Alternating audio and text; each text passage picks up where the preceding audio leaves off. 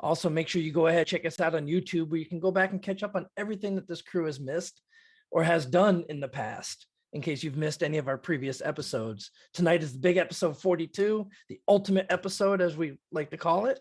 But before we go ahead and get into this day's recap, please, friends, go ahead and pass on some of your knowledge to everyone out there.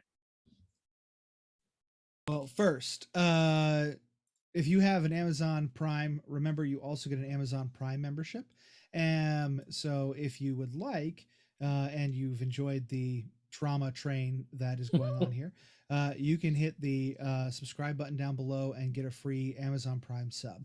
And that helps support everybody here, all the shows that we put on, all the tech crew in the background, all the tech goblins. And we really appreciate it. So if you'd like, hit the button, and remember you have to come back every month to get that updated. And we also want to talk a little bit about Shard Tabletop. So a huge thank you to Shard for sponsoring the show. Go to the link in chat if you want to check it out yourself.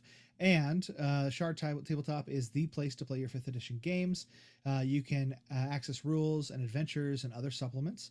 And it also provides digital tools like a character builder and digital character sheet, as well as all sorts of other tools for your gaming use. We think so highly of it that it is the official VTT of the Games Tavern. So please go check them out. And you can also type in TGT or use the promo code TGT Shard 20 and save 20% on all of your subs. So please go check them out as well. Yep. Tonight, we are giving away an epic character avatar fantasy starter bundle. Please go check them out at overheadgames.com. Get it over my head? Yeah. Type !epic once you see the notice in chat that the raffle is live. You must be a follower to enter, and you must be present in chat for the staff to contact you to win. We will continue to take entries until the end of stream when we pick a winner. Yep, that's right. Make sure you stick around, because we got a little bit of fun and excitement with episode 42 today. As last week, our crew found themselves up in the skies of Corvair, having obtained an airship and set sail for Sharn, where their whole adventure began almost a year ago our time, 2 years ago in game. Once they arrived at cruising altitude, Ro had been approached by a halfling with a letter from the Baron of the Boromar clan, saying that he was going to forgive their bounty for events that happened a couple years ago. Being a little upset that Boromar seemed to have gotten a person within their crew, they questioned this poor halfling, who was just told to come and deliver the letter and was obviously afraid for his life, knowing that it was very likely he might get pitched over the side of the ship. Having calmed his nerves, however, Halceris led him to the side of the ship, where he proceeded to shove him in a surprise move to everybody else over the ship, but then dove after him, and in one of his deep magic spells grew wings, caught the halfling partway down, and flew back up to the ship in almost a threat and promise that if anything were to happen to any of his friends, that might be the fate for this poor halfling. Having seen this new ability, however, the rest of the crew thought it would be fun to enjoy a little bit of shenanigans and fly circles around the ship, just trying to enjoy everything that was going on. They proceeded throughout the day, traveling at a normal pace after this. Ro begrudgingly became captain of the ship, and kind of had to deal with a little bit of that, little uncomfortableness as she went around getting called captain and having to make decisions. They managed to avoid a suspicious looking bank of clouds, and another ship had approached them that turned out to be a party ship that had departed from Thronehold. Thinking that maybe they should have just joined up with them and went off partying for the rest of their adventures, they still proceeded on. The next day started as any other does while you are airborne in Corvair. until one of their lookouts spotted a small vessel that seemed to be trailing behind them. After keeping an eye on this for a little while, they noticed that there was another ship, and then another, and shortly they realized that they were surrounded by 10 smaller vessels that all seemed to be gaining on them. As these vessels approached closer, they noticed that they were housing a small contingent of Warforged on them, and familiar-looking sentient crossbow or ballista seemed to have been mounted to these ships. As the pursuit started, the crew was able to get close to 2 of these and shoot them down out of the sky. But the crew now finds themselves flanked on both sides by 8 more of these vessels, 4 on each side, as they are slowly moving in towards them as they are bringing their airship higher in altitude in an attempt to maybe pull some maneuvers to try to help out navigate or even get away from these approaching vessels. Halcera's currently in the pilot's nest right now, is the one manning the ship. What are the rest of you doing as these vessels slowly approach you?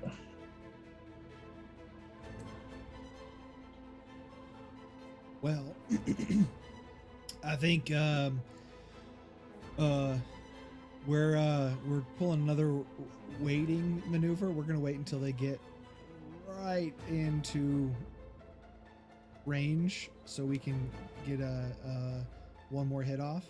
So, Okay. We're gonna call to all hands. Brace, lock in, and prepare to fire. We're gonna do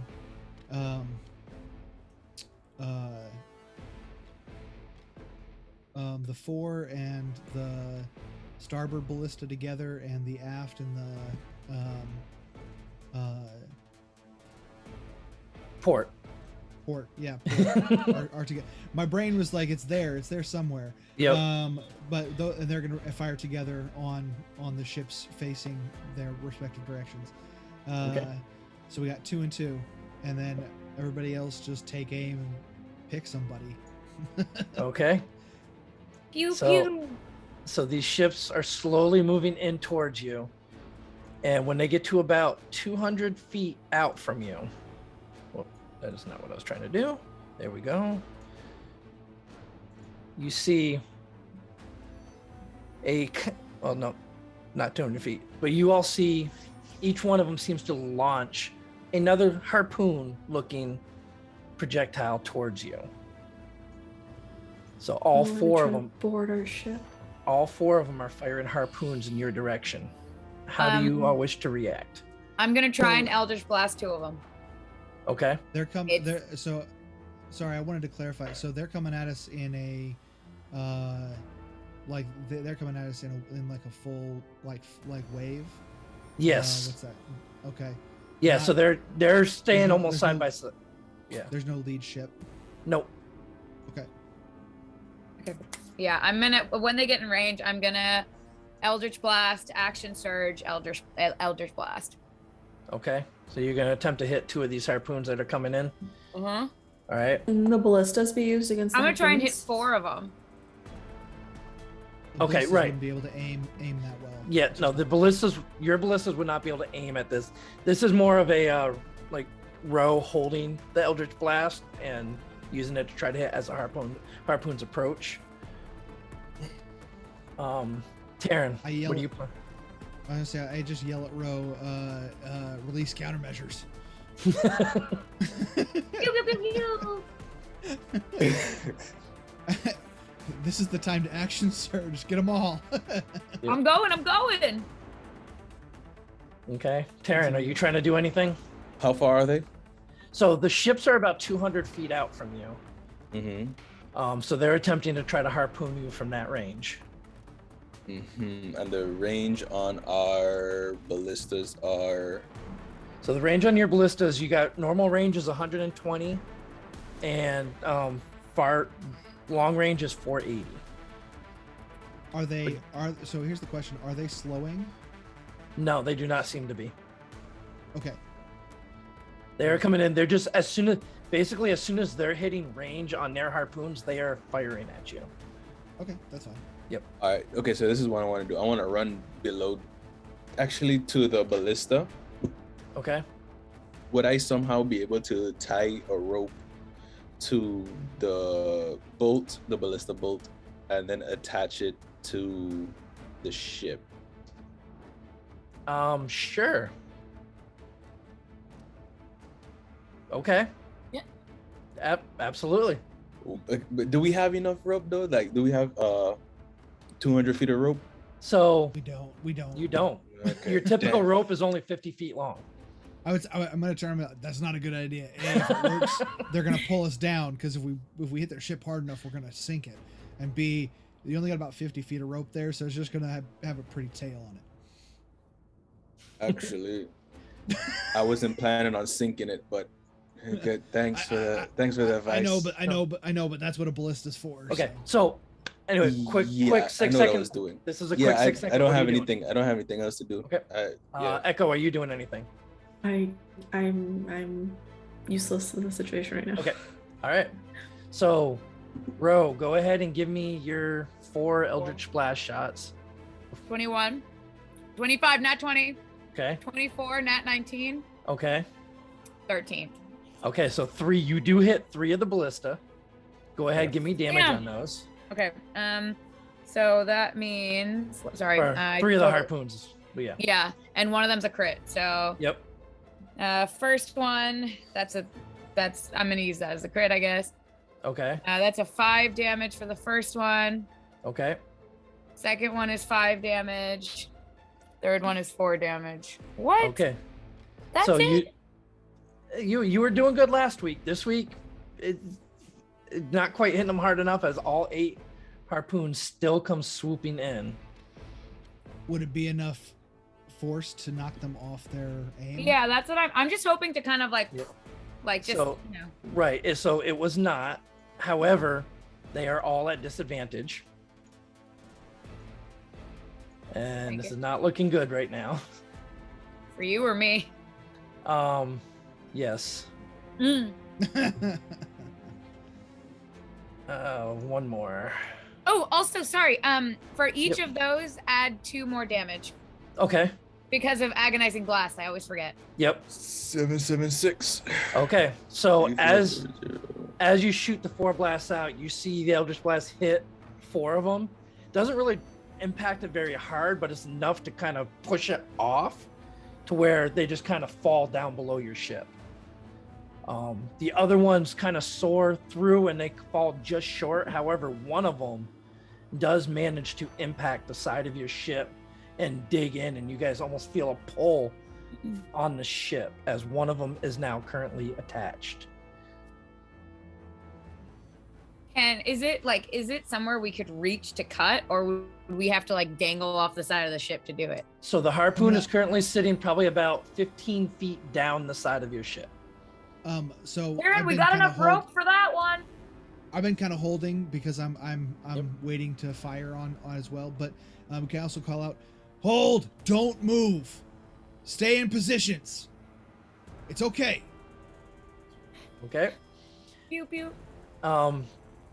Taryn, you said you were going below deck, or no? Yeah, well, that was I forgot the ballista was above deck as well, so that's why I said I was going to blow. Yeah, so you got 2 ballista on the top deck, on the front and back. Yeah, and yeah. you got the 2 on the next level down that are on each side.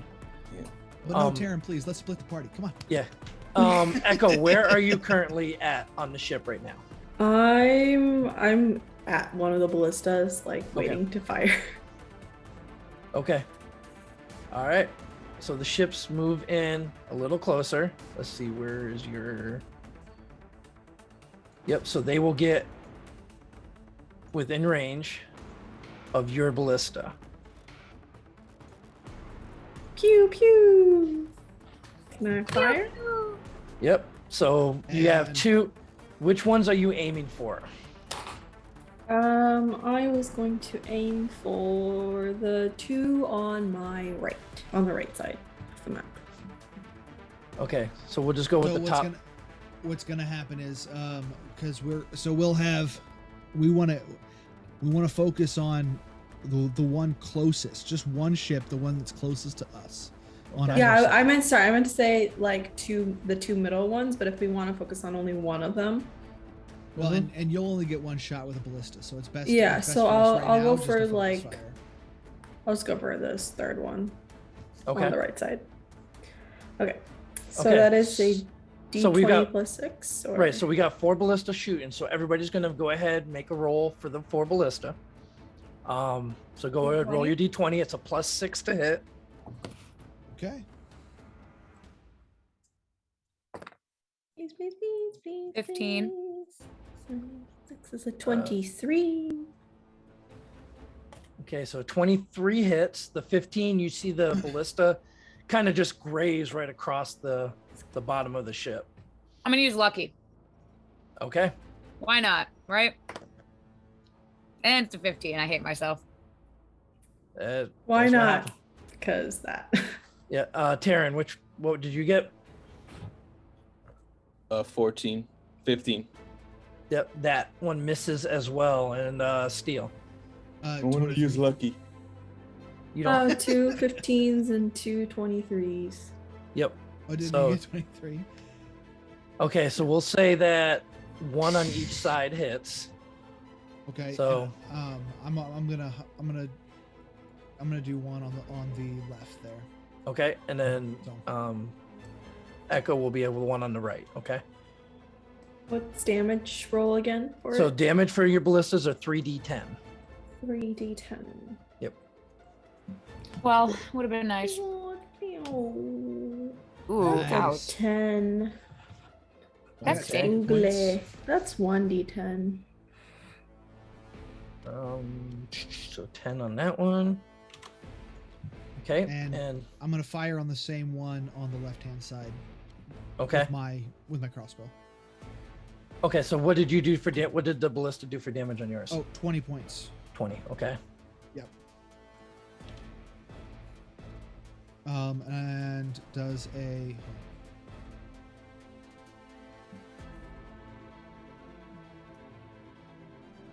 There, sure. Okay. Does a 27 hit? No. Yes. This is also going to be I'm going to bonus action to give it the branding smite as well. Okay.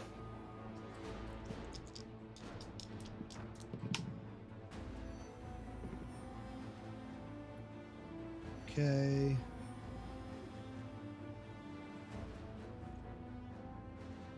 $14. No, wait, and a D4 for the. I'm gonna focus on Yep. it. So that's 17 points, Okay. and my second shot was a natural 20. Nice. And my second shot, I'm gonna actually. Can I go after the one on the right instead? Yeah. Okay. Just focusing fire. So 13 points of force damage on that one. Okay. As Steel's kind of sitting in the middle of the ship, shoots one way, shoots the other way. All right. And then once the shots are off, I'm gonna turn to Halceris. Now, do it now. All right. So what is Halceris doing? We are going to drop. Basically, we're going to stop forward momentum and elevation. We're going to drop elevation, and we're going to do a full barrel roll. Oh my Okay. god. Okay. So I am going to have you go ahead and give me a piloting check for Halceris. So this is going to be his wisdom modifier plus his proficiency.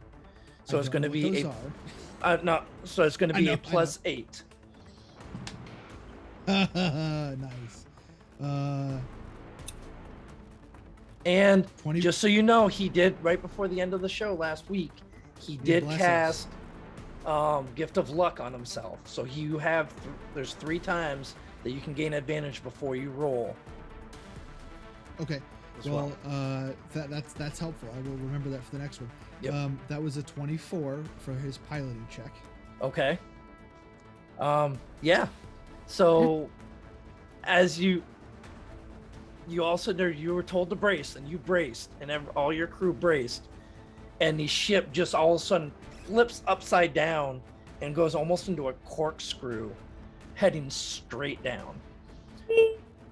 And we still Problem- have a ship attached to us. Yes, that's what I was just gonna say. Problem is, there is one of these ships that is currently attached to you. So I need it to make a strength saving throw. Die, bitch. Okay. Go ahead and give me one of you. Give me 6d10. I'd do it. Okay. Go for it. 6d10, If you roll badly right If we now, all roll a d10, and then 2 people roll 2 Yeah, d10. you could do that too. I just need 6d10 worth of damage. No, As you okay. do this, and the bolter that is attached to this ship gets yanked. 25. Okay. That's not even a half worth. Still, and your ship is also going to take 25 damage as the harpoon that was embedded in your side rips chunks of the wood off the hull of your ship, but also does the same thing to the other one, and that ship is no longer attached to you. See, As you this go- is why. That's why you use your own rope, and when you do maneuvers, you cut the rope. But we only have 50 feet, so Yep. No, So- the point specifically was to try to yank a third, basically try to blow up 3 ships in one go. Yeah. Heavily damage 3 ships by just combo shot plus maneuver. I mean, it did. And It, I have a question. yes. It didn't appear that any of the Warforged were attached to their ships by any direct means. Correct. Did they lose any crewmen by being yanked directly downwards? On that one ship, let On me. the one that was, the one that just got pulled nose first, or center of the ship first, basically upside down. Go ahead and give me a D8 roll, real quick. 4. So you do see that 4 of the Warforged on that ship tumble over the side as it gets yanked downward. But something strange seems to be about these Warforged. As they fall off the ship, you see oh god, coming out from the side of each one of them, these almost wing-like appendages come flying up to their arms, and they start sailing down towards you. I thought you were gonna say like Iron Man did, you know? Hey, catch him! I need those. Catch him! I need those.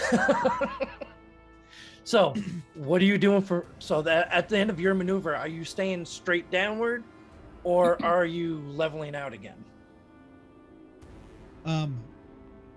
So the plan at this point is to basically drop to the deck. We want to get to the lowest safe altitude to fly Okay. this ship Okay, so you are as heading in. fast as physically possible. So you are heading in a complete downward shot for But now. we were talking about we don't want to go nose first. We want to be able to still stay on our deck and have feet on the deck. Okay. So the initial maneuver is a drop and a turn, and then we're gonna level out and just lose altitude Okay. while we're still. So you basically do the barrel roll, drop down altitude, and then you're kind of leveled out, but you're still heading downward. Yeah. Okay. We're on a very, very, very fast elevator. Okay. Gotcha. Yeah. All right.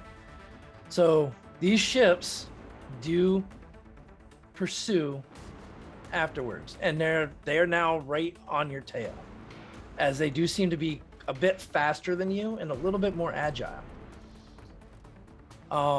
Everybody who is on deck, I need you all to give me a dexterity saving throw, please. We have As- advantage for tying off.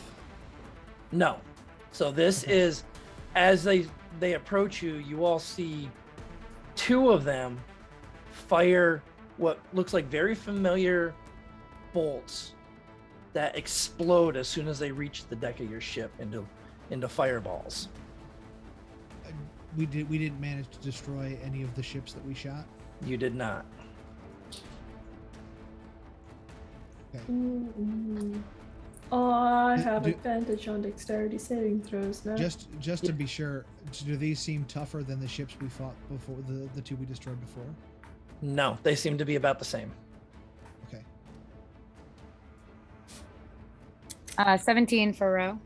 Okay. 15 for Echo. Okay. I got 11. 11. All right. And You're not Steve- allowed to roll group dice today. Also, are you on deck? Well, actually, you said you were below deck, right? Ooh, yeah. Okay, you came I was back up. going The rope below maneuver deck. was like a no, and you came back up. I was going below deck because I forgot we have Right. 2 Okay. ballistas on the top deck. Okay. And then Steel and Biscuit. I got an 16, 18. Halceris rolled. I rolled for Halceris too. Was if it, you so want to. Sal Saris is in the pilot's nest. So Oh he's yeah, not yeah. actually Okay, on the deck. he's not actually direct. Yep. Okay. Yeah, something to hold on to. Yeah, he's holding onto the wheel, trying to control this ship right now. The dog did better than I did, so yeah. Okay. Well, what did you guys get? I got a 16. I said. And, Oh, okay. I didn't. No, yeah, 16, and he rolled a 19 on the die. Plus, he has a better dex than I Okay. did. So Terran's the only one that failed. So that's going to be Terran. You're going to take 12 points of fire damage. Everybody else is going to take 6. As the fire just erupts around you from these two. And then they're also attempting to harpoon you again. The other 6 are. He was alone. We're just trying to fly. Okay. 3 of them managed to actually find purchase this time On what? onto the hull of your ship. So this time, because they're kind of above you, you see 6 harpoons shoot down at you.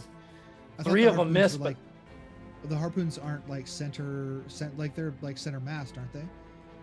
to these ships, yeah. But they're coming down at an angle at you. I guess the maneuver was intended to get us below their line of sight because Actually- they would Well, hold- have to yeah. be upside down to shoot us. Yeah, hold on. I'm actually gonna re-roll those 3 with disadvantage. Okay, no, none of them hit you then. Never mind. Never mind. You're right. I wasn't even. Because we'll still lose our midship guns. We can't shoot. We'll lose 2 of our harpoons, but Yep. they lose all of their harpoons. Is the intent? Right. So yeah, and I was trying to remember 3-dimensional space here in a fight like this. No, yeah, that's Yeah. we had a week to plan this little maneuver, Yeah. hoping that we were paying attention. No, I did. so- I did. So then I was also asking about just the ships, like how damaged do they look? Because the one that we shot, like the left hand side one that we shot at, Yep. I thought we did like around 35 or 40 points of damage on it, and the other one seemed to but roughly. I might be wrong. Okay, I'm Nope. just That was roughly about right, but it wasn't enough to take I'm it just down. gauging. I was trying to gauge what their approximate hit points are. Yep. So you do. I mean, that one that you hit on the left side does seem to be. It does seem to be falling apart a little bit, but it's still maintaining just fine.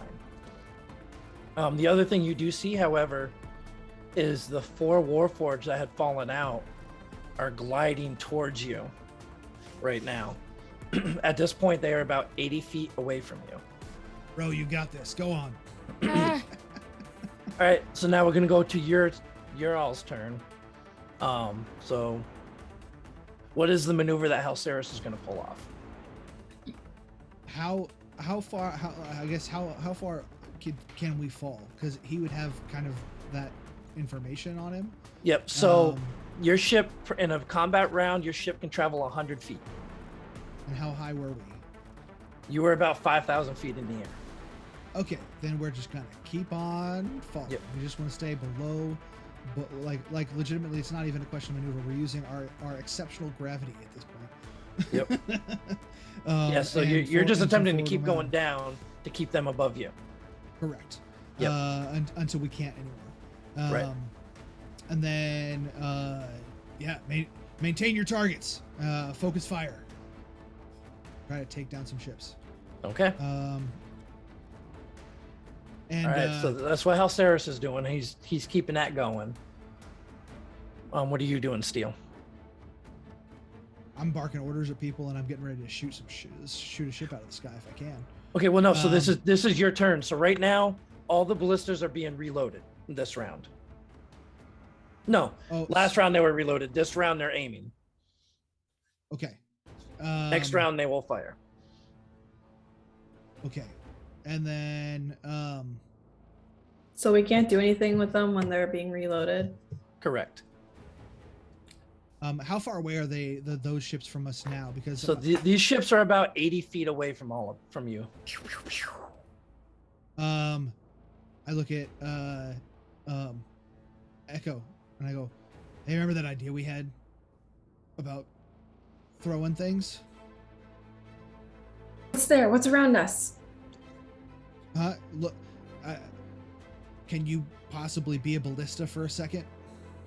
Me? A ballista? Yeah, throw one of those things like a spear. Oh, okay. Oh, you want me to? Okay. Yeah, they're not that far away. Okay. Just aim for the giant, broad, big part. Just anywhere on the side. Okay. I've never done this before, You can but do it. You got this. I'm gonna try it. It's just like the yaw claw. We practiced with that, right? It's just big. It's not the same steel, but Oh, come on, you sure. got If you believe in me, I'll give it a try and take one. Okay. I'll go ahead and take my shot. We're just doing targeting practice right now. Okay, so which one are you shooting at? I'll do it, and I will do it recklessly, so I have advantage to do it. Okay. Does that work? Well, we'll get to your turn here in a second. I'm gonna aim first shot at the ship on the left that I shot at first, Okay. and an 18 to hit. That hits it. Yep. As the bolt Okay. shoots out, strikes into it. 7, and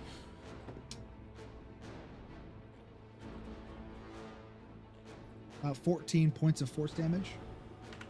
Okay, That as you see a large chunk of its hull just goes falling away. Still hanging on, but barely. Okay, and then the right one. Actually, no, I'm Okay. gonna focus fire. I'm gonna try to take that one out. Just take one off Okay. the board. That's a dirty 20 to hit. That's gonna strike it.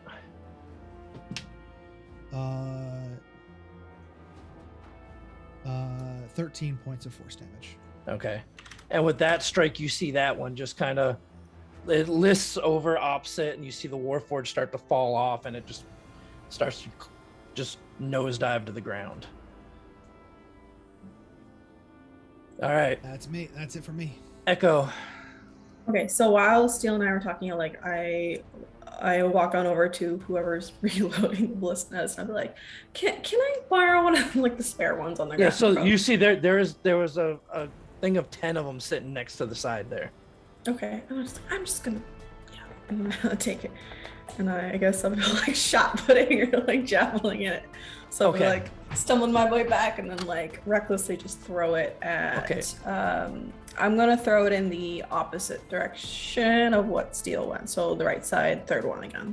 Okay, so because you're tackling recklessly, it would be with advantage, but because you're attempting to throw a ballista, it's going to be a disadvantage, so therefore it's a straight roll. Hey, what do I roll for this? Like just So this is going to roll a be, normally throwing would be dexterity. This time I'm going to say it's strength. So strength plus or D20 plus your strength modifier. okay. And you're not proficient throwing a ballista, so.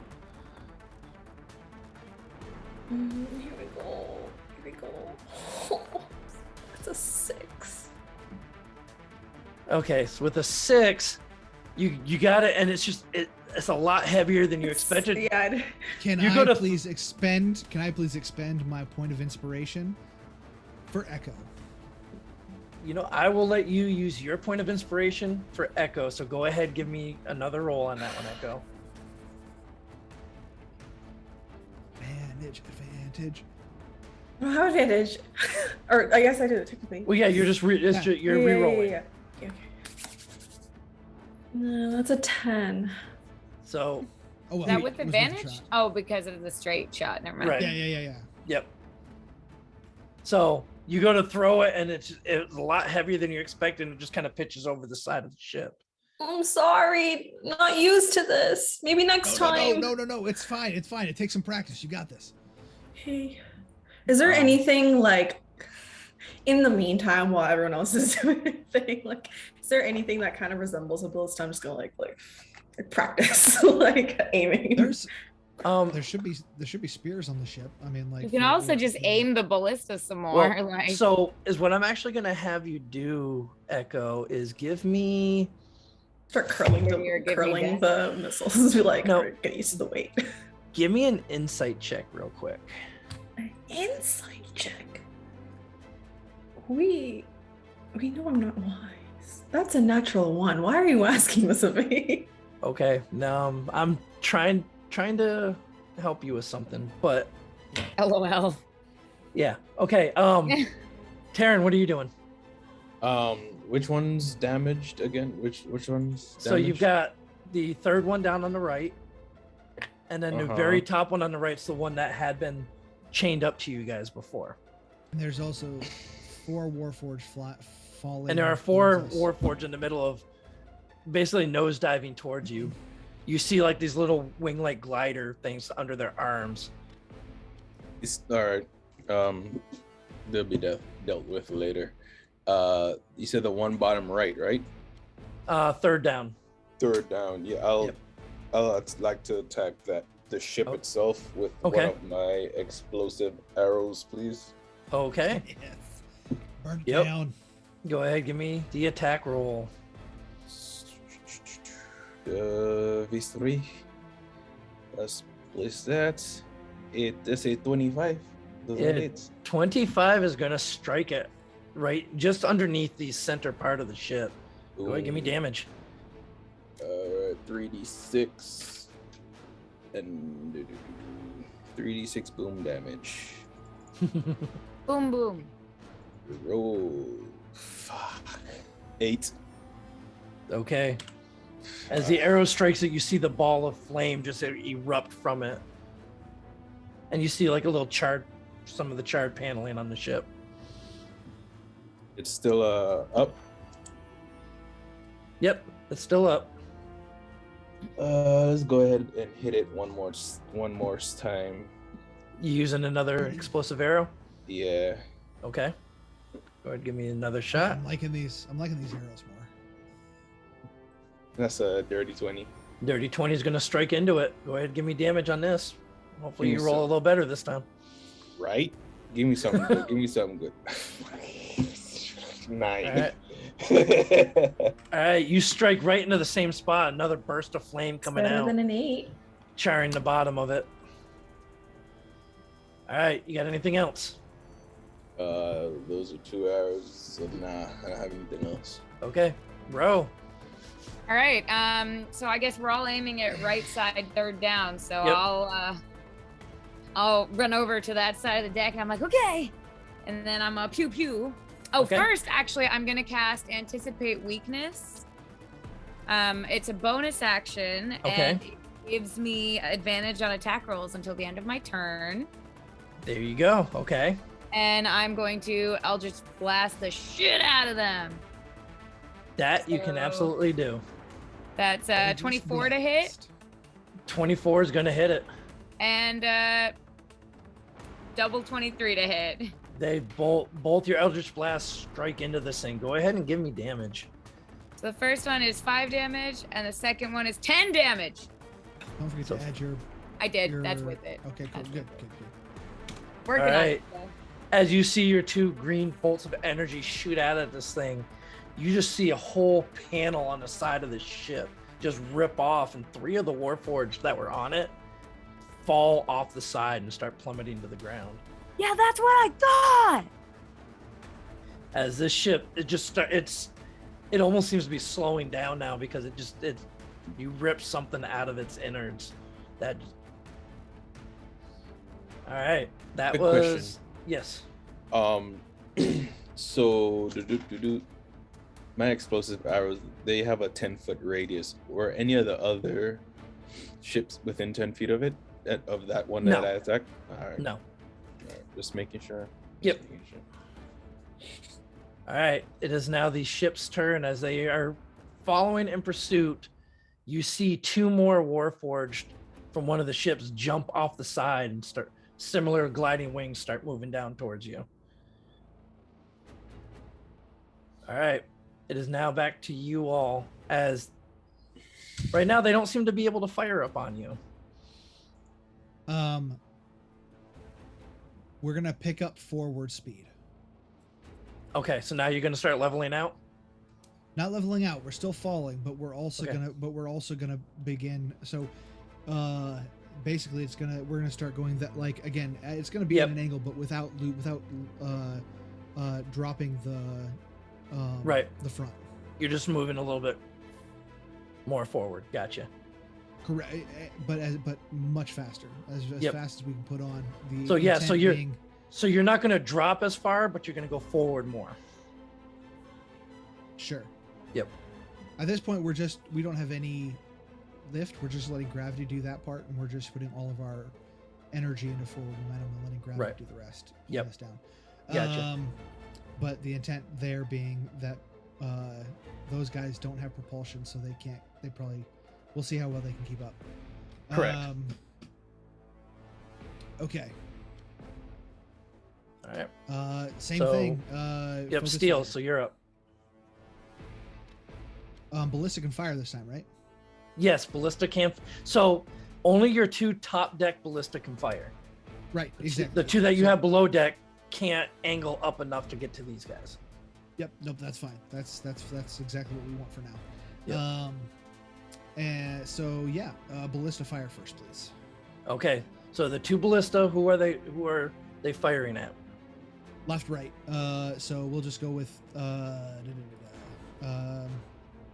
bottom right and top left, middle right, middle bottom right, Okay.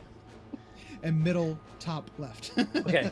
Yep. So the third Closest one down on ones the to right us. side is the one that's been taking a lot of hits, and that seems to be on its last leg. Yeah. And you said top left. Yeah, Okay. top left. Yep. So while the We're just ballistas are pulling off the firing- closest ones. While the ballistas are fine, can I still throw one as well? So it's like added damage. or Yeah. no? Yep. So right now we're doing the ship's turn, then we'll go around to each of you, and then. Yep. Who wants to fire ballista? Ro, you want to fire ballista? Yeah, I'll do it. Halceris, what about you? Or Halceris? He's not here. I miss him. Yeah. No, I was gonna say. Karen? My brain. Taryn, would you like to fire one? I'll fire one. Go for it. This +8 +6. +6. Oh my god. It's like I didn't even roll. I got 18. Lucky. Using lucky. I'm using lucky. Okay, that's 2 lucky use. 25. Okay, so each of them hit. Go ahead, give me damage. Ro, you'll give me damage on the left one. Taryn, give me damage on the right one. How many D10? 3. 3d10. All right. I got 20. All right. 19. And that one. Okay, as the one that Taryn, the one that you had shot at, you see the ballista just go straight through, and the whole ship just erupts into a ball of fire as it vanishes off in a puff of smoke. And the other bolt strikes hard into the side of the ship, and you still see it sticking out of the ship. All right. I'm gonna take my 2 shots at the left side that we just shot. Okay. An 18 to hit. 18 strikes it.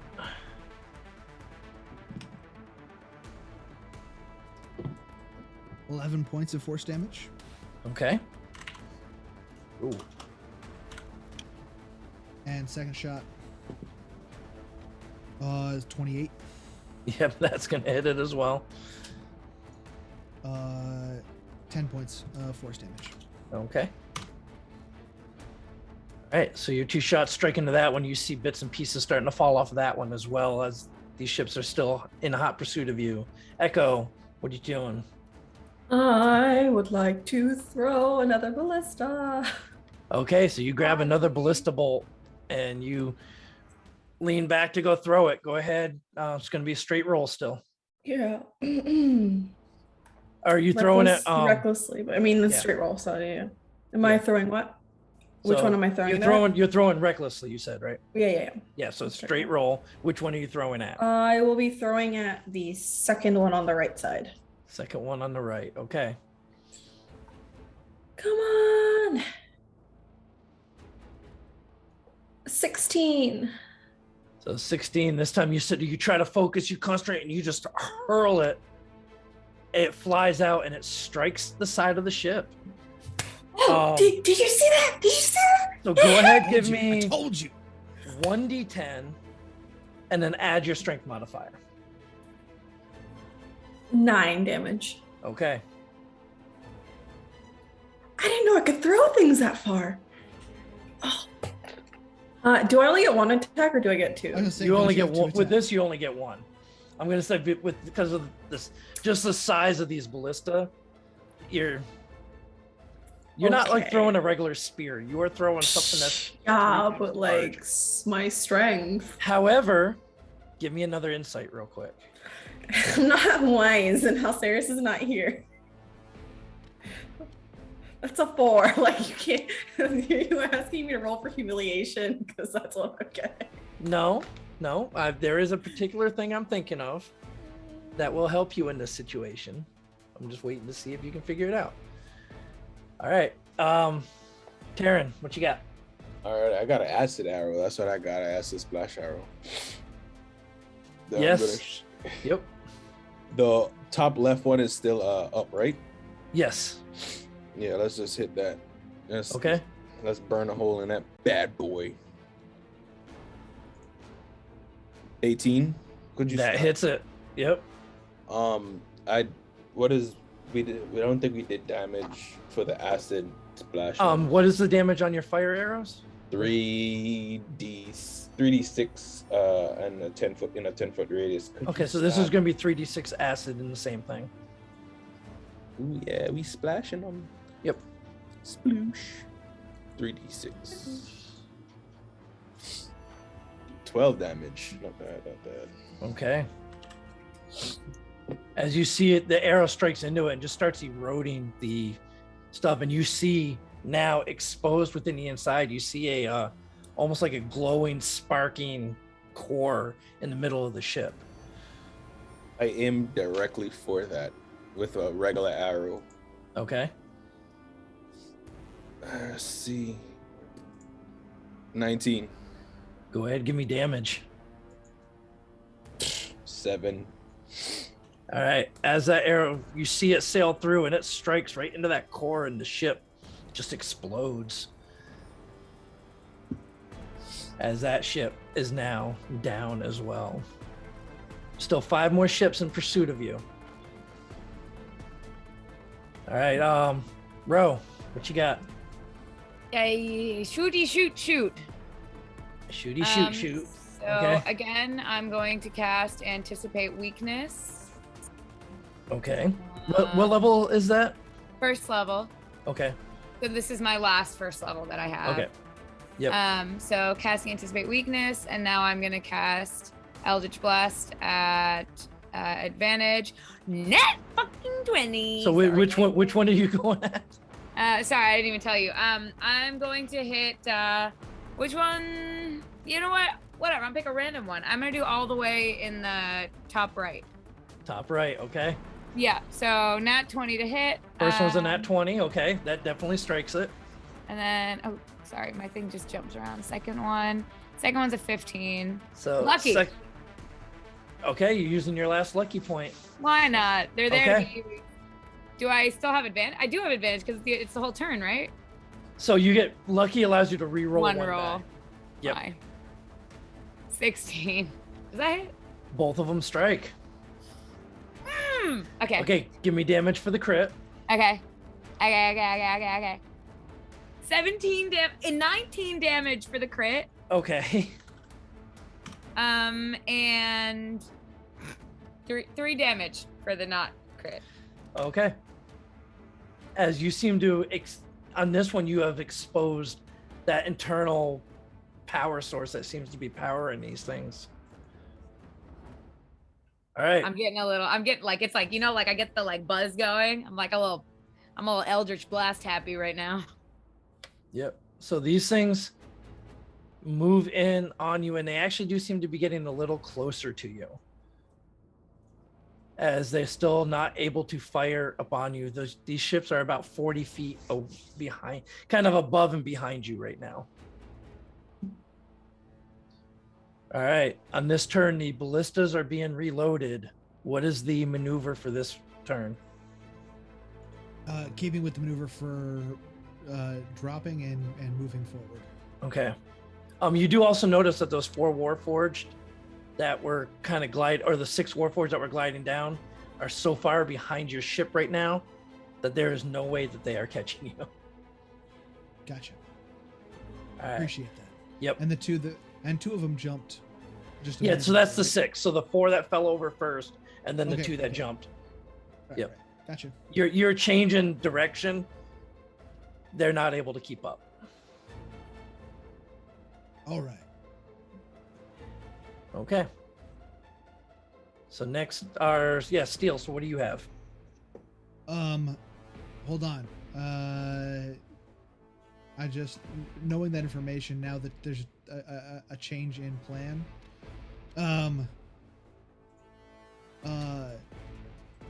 I actually yell at the ballista below deck, prepare to fire, and we're gonna stop all forward momentum and just rise quickly.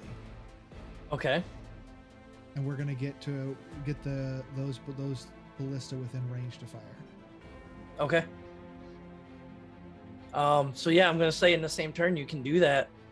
Okay. Where with the maneuver, you kind of come back up now, and you're level enough with them to where those 2 side ballista can shoot. And I just want to get just within that shooting range as best I can. Yep. Okay. I'll fire one. Echo, you gonna fire the other one? Or no, wait. Well, I mean, we're not firing Yeah. them, but Yeah.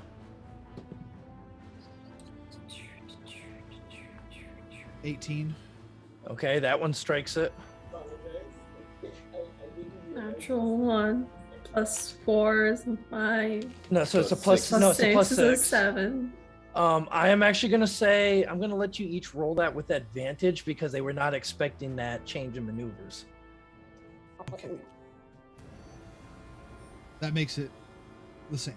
Okay. An 11. But Okay, so that ballista misses. I have a Um, theory about our rolls, but I don't want to reveal it now. So. okay. Steel, Um, which one did you aim at? I guess I'm left. Okay. That is 24 points of damage on that roll. Okay.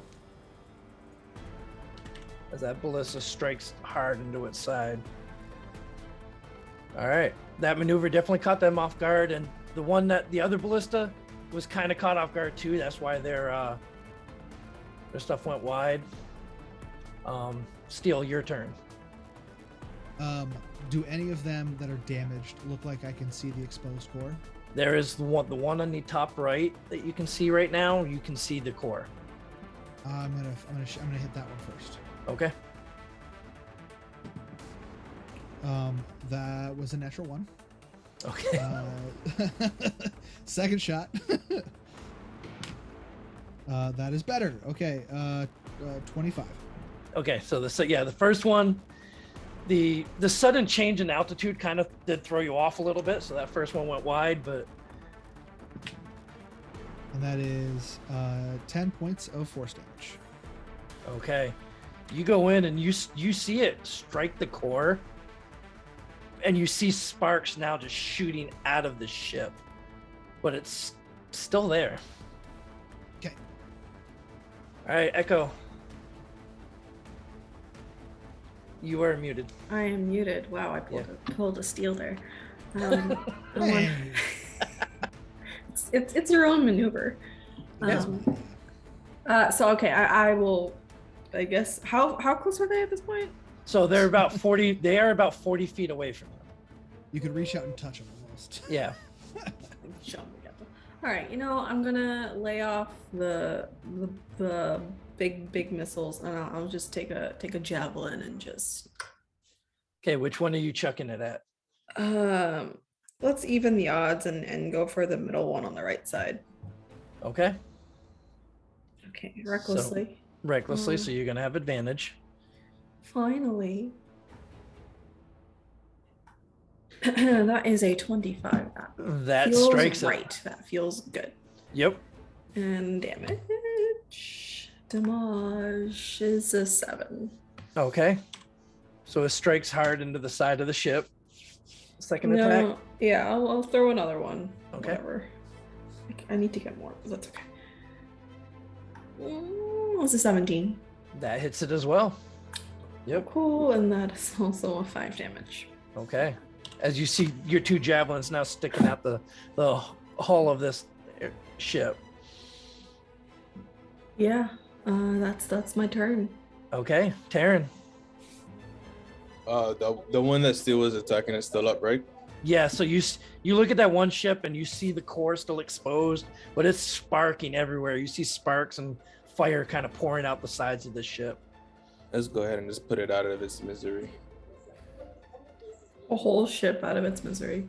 Yeah, it's We've done that a couple of times It's already. screaming for help. It's crying out. That's a nat 20 for a 27. Okay, yeah. Go ahead, give me damage on that one. Yeah, I should have used the explosive arrow. 13 damage.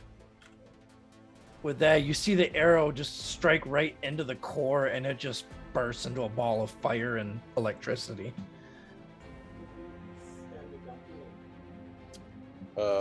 Which Second one was attack. Yeah, which one was the one that Echo attacked with the javelins? So that's the now top one on the right side. Top one on the right side. Just Yep.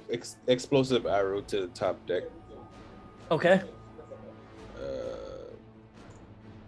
23. Yeah, that strikes. Go ahead, give me damage. 12 damage. Okay, and that you see that as it hits the top deck, the flames go out and it catches 4 of the Warforged that are currently on that deck. Nice. All right, Ro. All right. Surprise, surprise, Eldritch Blast. Okay. So I'm still on that side of the deck, so I'm gonna hit right up. Okay. Yep, gotcha. The same one that Taryn just fired at. Yep. Oh, aerial combat. Yeah. Yikes. I don't have any spells left. I have nothing. Okay, we're just gonna go with that, I guess. Damn. Okay, so you rolled a 1 and a 3. I got cocky after the last one and just like, hey guys, look what I can. Ah, shit. Yep. As you fire your 2 Eldritch Blasts out, you're just feeling great. Your arm is just tingling with power, and you just got a little cocky. All right. Yep, that's my turn. All right. All 4 of these ships now all launch a harpoon at you. Oh wait, before really quick, has anyone taken any of us taken any hits at all? Like, is anyone injured in any way? So you guys, Kinda. you had the fireball that went off, the 2 fireballs that went off. So in that case, between Taryn and Steel, which one looks like they took a bigger hit? I think Tyrion failed, so he took a bigger hit. Yeah. Okay, so for my bonus action, because that's all I've got left, I'm gonna use Rally. So Taryn, I'm just gonna yell, dude, next time dodge. And Aye, Captain. you get think that's 5 temporary hit points. It's something. That's good for temp healing. Yeah. Cool. Okay. All right. So each of these shoots a harpoon at your ship.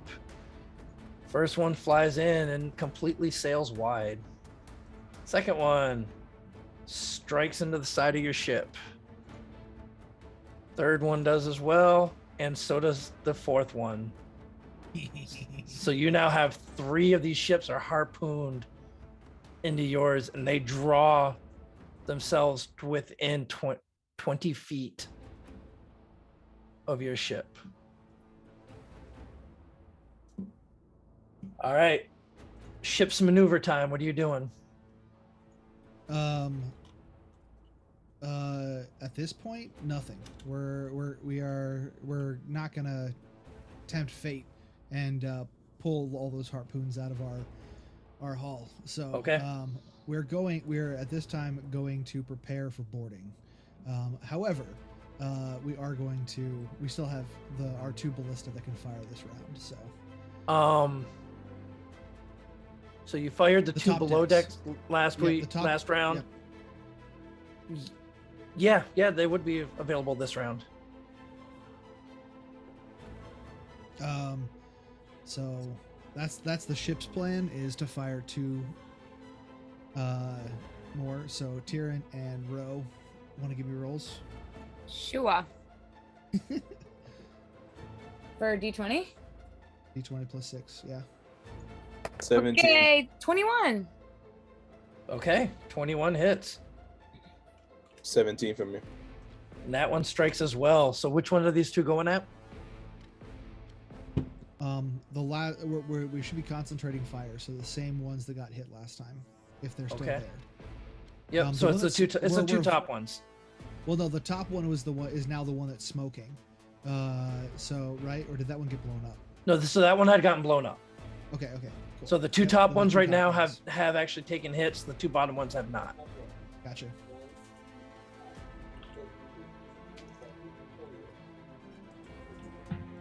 Ooh, 22 damage for me. That'll be left. Okay. As that ballista strikes into it. And what about the one on the right? 3d10 row. 3D10, okay. Can do, boss. I totally know how to use 17. Okay. As the 2 ballista hit their respective ships. Steel, what are you doing? Are both those ships still intact? They are both still intact. You do see sparks kind of coming out from the panels and stuff, but Do I see anybody with an exposed core? no. Okay. How many Warforged are on each ship? So right now you're looking at a quick look. You see 6 on each ship, except for the one that is not harpooned to you. They only have 4.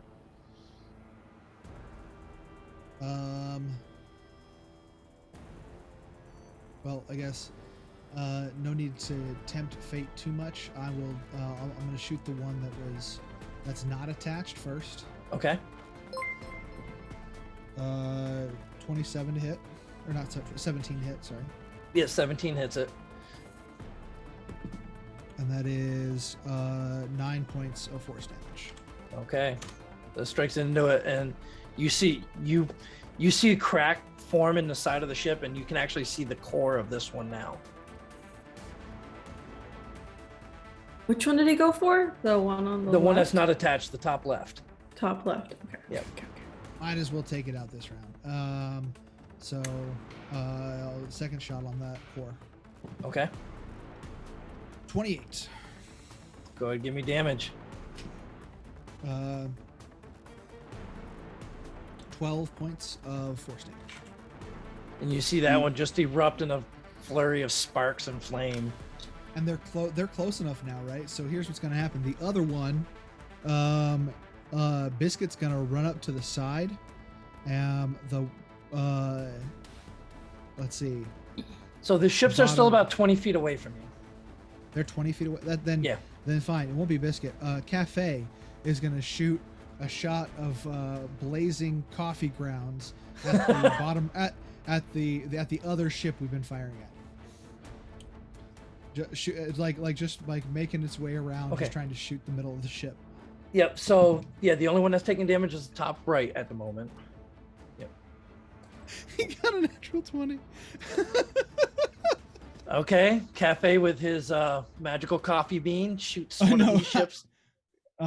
Yep. Apparently, he's shooting at like the ballista side of it. Yep. But because I figure that's the only thing that makes sense to him, and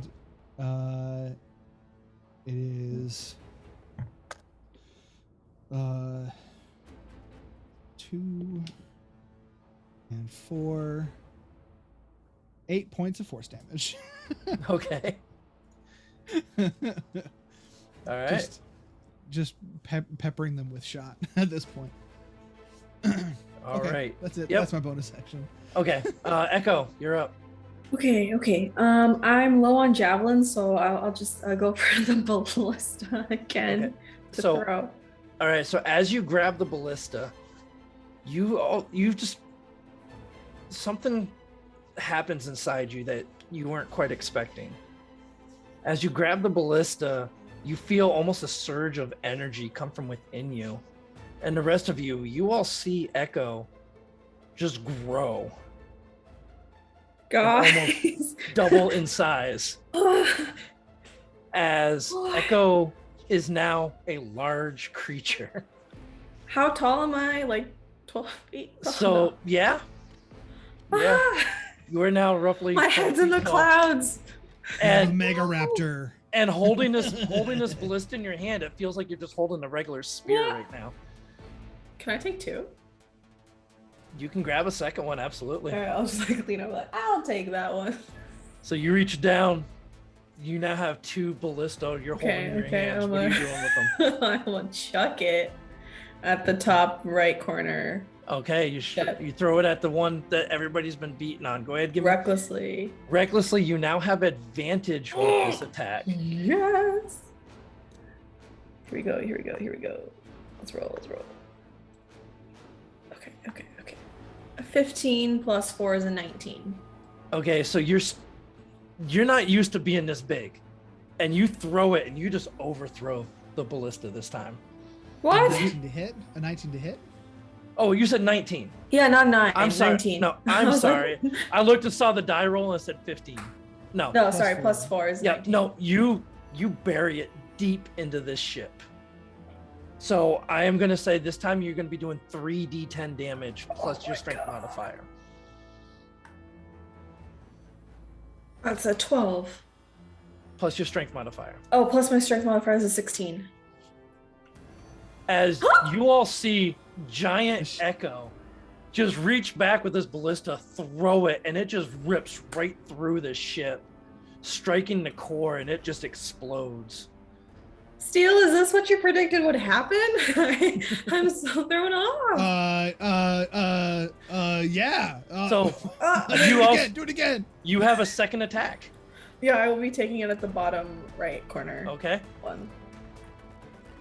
Okay. 16 plus 4 is a dirty 20. Well, you got advantage still Oh, yeah, that's true. because you're attacking recklessly. Dirty 20. Okay, 30-20. Yeah, you hit it. 3d10. 3d10 plus your 16 strength plus modifier. 4 is 20. Okay. Yeah. As Giant Echo just starts launching ballistas at these things.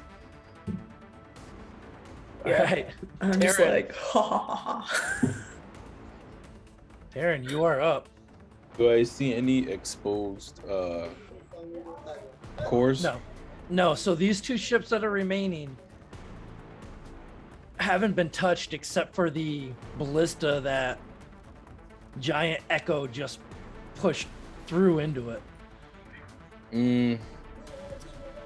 I guess I'll just use one more explosive tip. Okay.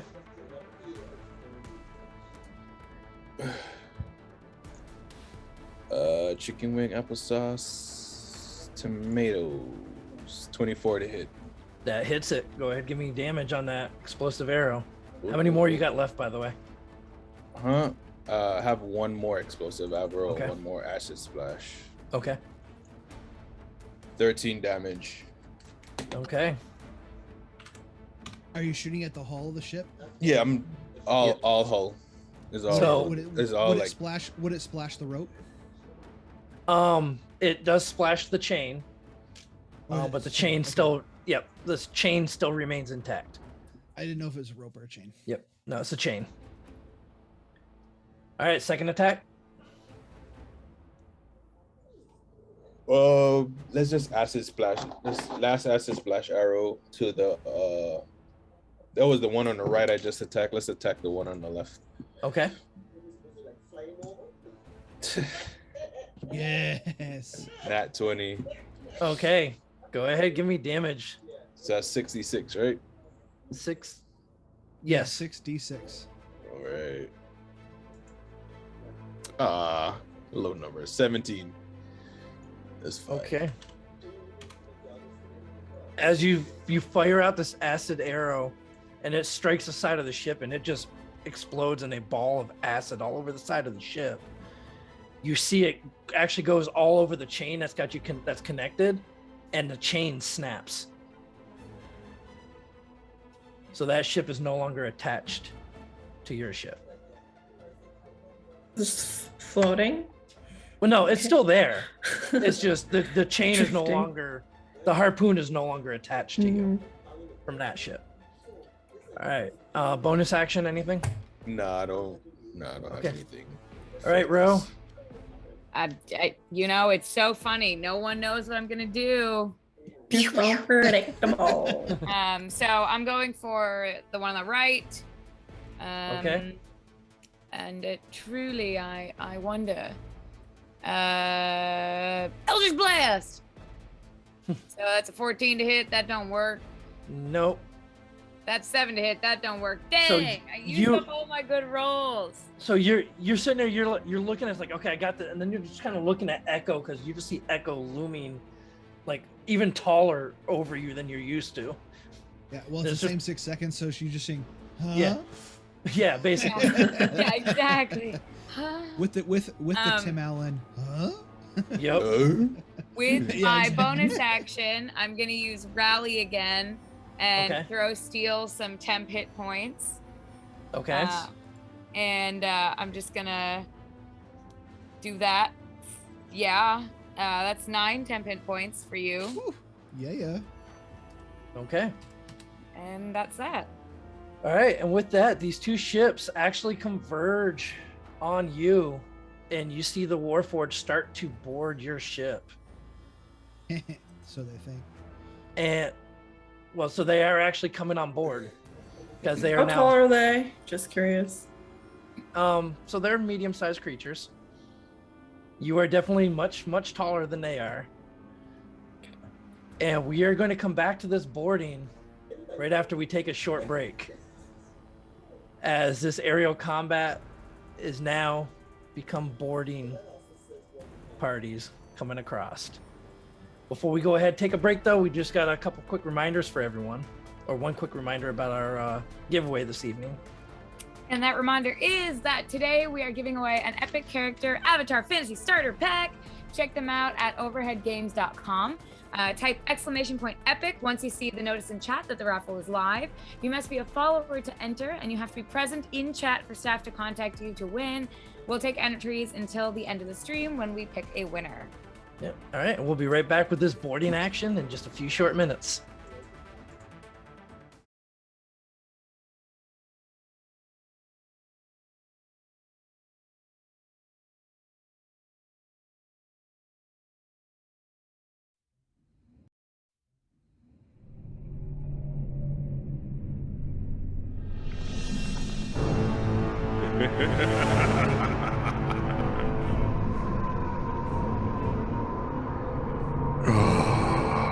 Company at last.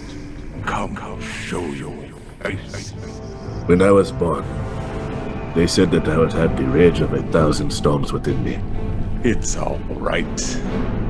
I didn't like that brother very much anyway. Just cannot get any worse than this, right? Have you noticed? It never really gets light enough here. Sometimes the shadows are going the wrong way. There's a loud psst sound as steam rushes from the vat, and the door slowly swings open. This vile ooze just pouring out as you can see this elongated human figure slowly extend and reach out. His motionless eyes just now fixated on the group. Okay, what the hell? I'm done with this place. I need to go home. I can't go home, but I also I don't want to stay here. I don't want to stay here. I don't want to stay here. I don't want to stay here. I don't want to stay here. I don't want to stay here.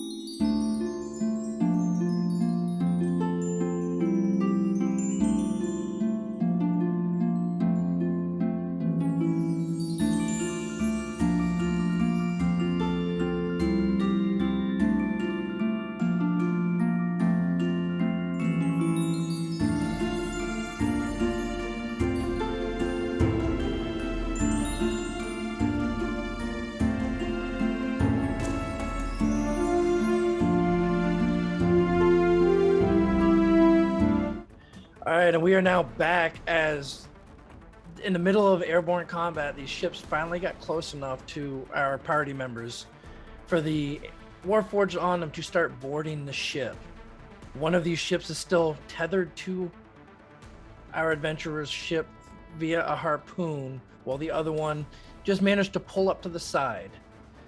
But as the Warforged have jumped onto the ship, adventurers, I need you all to go ahead and roll initiative for me, please. Oh, it's been so long. Yes. Oh, that is 5 for Echo. Okay. Well, that's a 4. So Wow. Doing great. Look at us. Who would have thought? 10 for Tyrion. Okay. Wow, I got an 18. I Alright, need to so- flex. I'm just surprised. That's okay.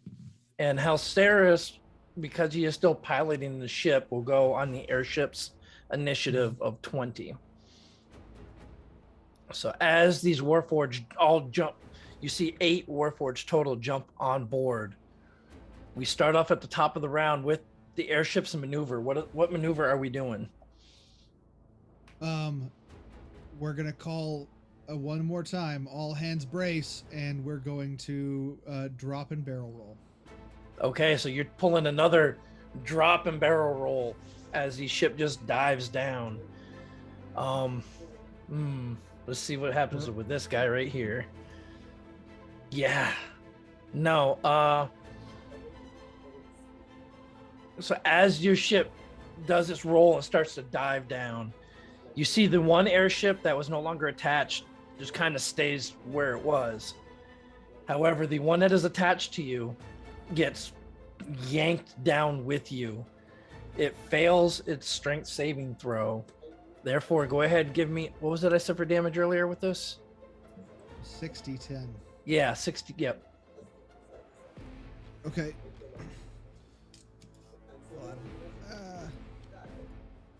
Do.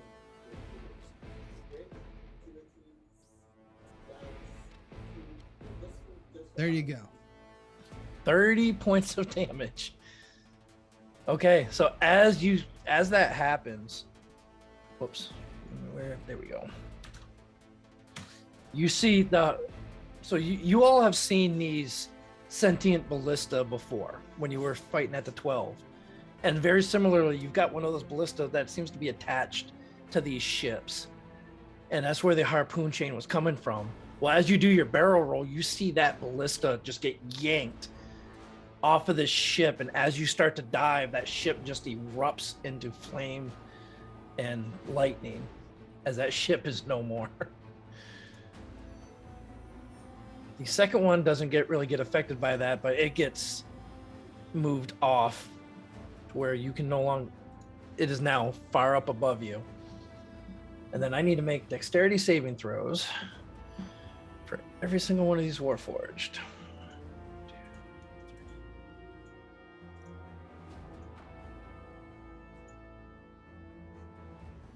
All right, so as you go into a dive like you did before,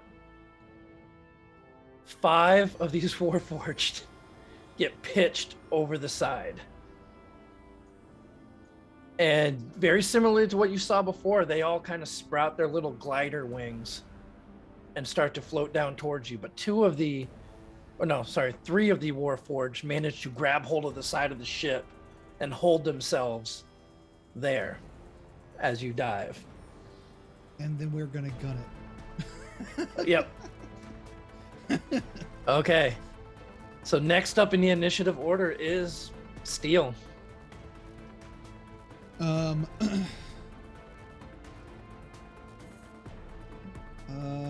Let's see.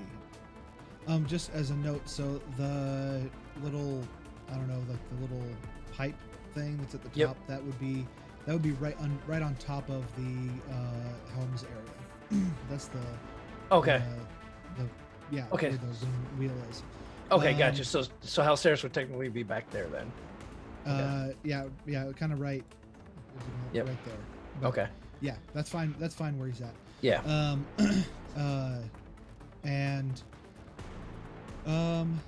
Sure, why not? I'm gonna just take the guy closest to me, which I guess would be the one on the top there. I'm just gonna shoot him. Okay.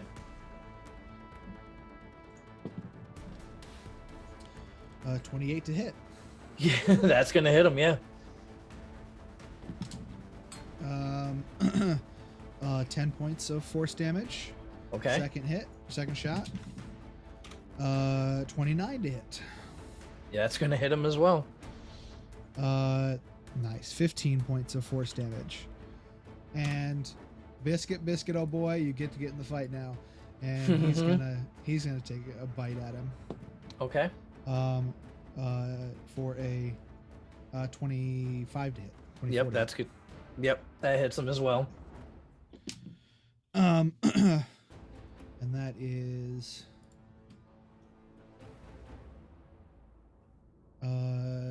6 points of force damage. Okay. As you fire two bolts at him, and then Biscuit runs in and bites him. All right. Any movement? For me, no. We all probably would have been strapped in against this railing because that's where we were kind of. Okay. Yeah, you all were holding on because you knew what was coming. Right. Exactly. So I'm still strapped in. Okay. Where I'm at. Okay. All right. So that was Steel. The one ship that is still remaining is moving down after you, but it cannot make any shot at you at the moment. Tavern, you are up. I move up here to this guy with Biscuit, Okay. and let's just attack him. What are you attacking him with? Viceroy.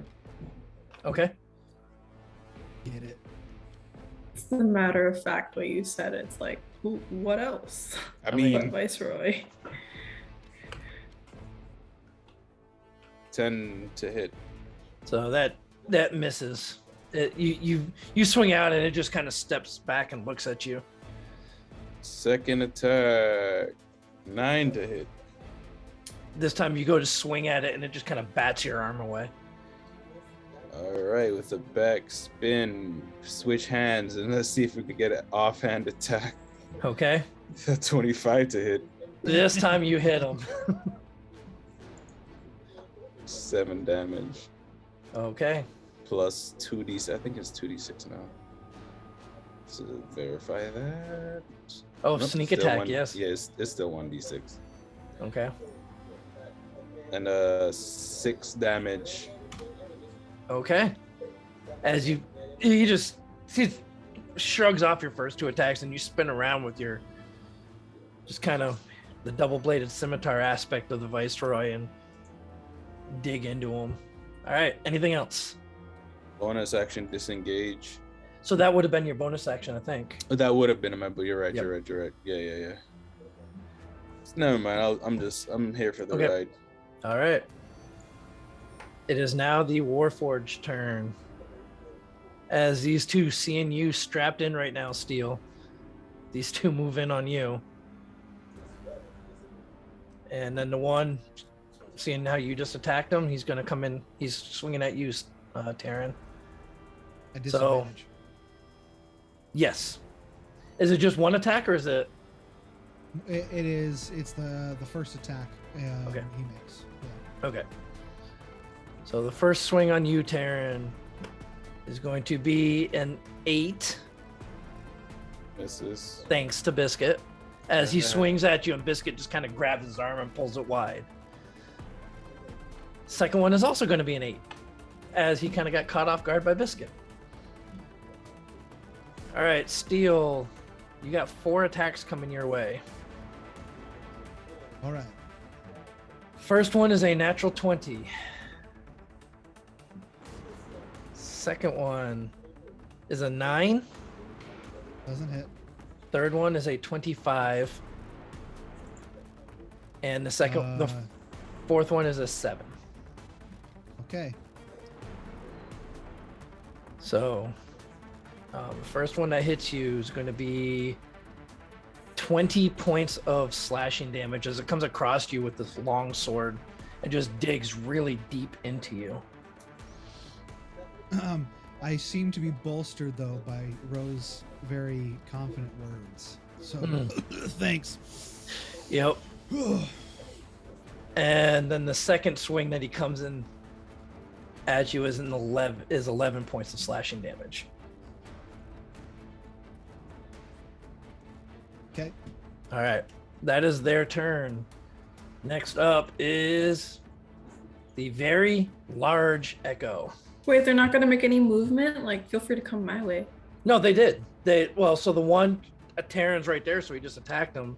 The other two, the closest target to them was Steel, so they moved in on him. Like, move towards me, because like y'all are really far away. I can't do anything. Well, what are you doing? This is your turn. Yeah, so I wanted to like walk up to one of them. Okay. Is it possible? It's like 53 feet, so I don't know if it's doable to like to dash and then like, but that's an action and bonus action though, right? To dash. So it'd be your action to dash. Oh, so like, would I be able to use a bonus action to like kick? No. And I don't have anything. Man, you have ballista bolts, and you would have. Oh yeah, I mean, can I throw a ballista at a Warforged? Won't that damage our ship? Yeah, you could. Would it damage our ship if I threw though? There's only one way for you to find out. Okay. What's this? They're like, okay. Yeah, I guess. All right, I will graciously try and aim specifically for the Warforged. Okay. And yeah. So I am going to give him a little bit of partial cover because Terran is between you. Do we get our ballista crews? Yes. If you want them to engage, you can. I was gonna say I would at least tell the ballista crews to get like a spear or something. Okay. Usually Yeah, they would be prepared. They would be prepared for borders if they're working on the top. Yeah, we will do your crew at the bottom of the round. Okay. All right, so I'm going to try aiming at the Warforged. Does Reckless work here? It should work, right? Yeah, you will get advantage. 12 plus 4 is 16. So you throw plus the first... 6 or 4? It's plus 4. It's plus 4. Yeah. Well, actually, no. So I am going to give you your proficiency because it's essentially like you are throwing spears now. Okay, plus 6 is an 18. So the 18? Yeah.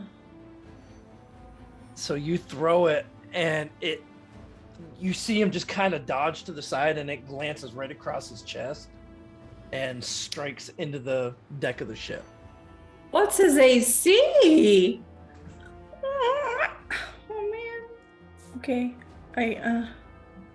Well, so wait, your strength modifier is a plus 4, right? Mm-hmm. your proficiency bonus is a +3. Oh, So so you that would would have have to- 19, not an so- 18. So it would have been a 19.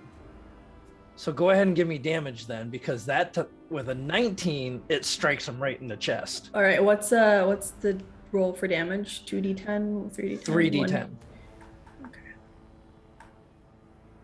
14 Okay. Plus your strength, right? Or no? it's plus my your- strength. Yeah, plus your It's strength. 18. Sorry, it's hard to keep track of. Okay. There's so many things. So as the ballista strikes into its chest, you see the ballista go straight through it and pins him to the side of the ship. Oh, okay. But is he like prone, He's still alive, but barely. All right. You got a second attack and you still I got do. movement. Oh, I can. You can move up and hit the other ones.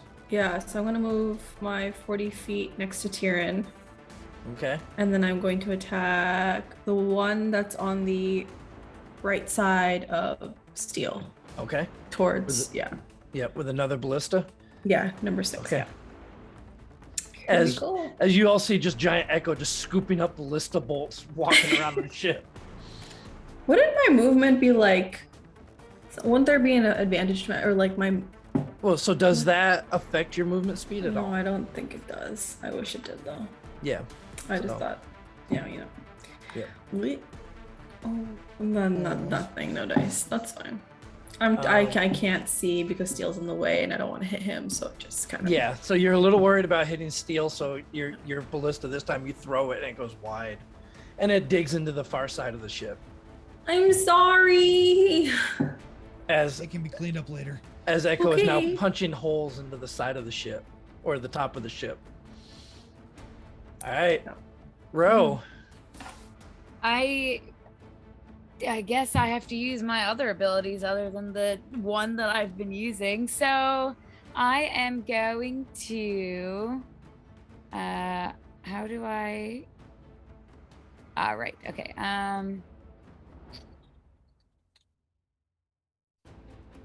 I guess I can't fully make it to any of these guys. So I'm going to get here with my movement. And I'm gonna aim at this guy. Number Okay. 8. So as you move up, you can kind of just see the top of them, because the area that they're on is about 10 feet higher than you are. Yeah. So you can as you're running up, you can see the top of them, and so you go to do what? Eldritch Blast, baby. There we go.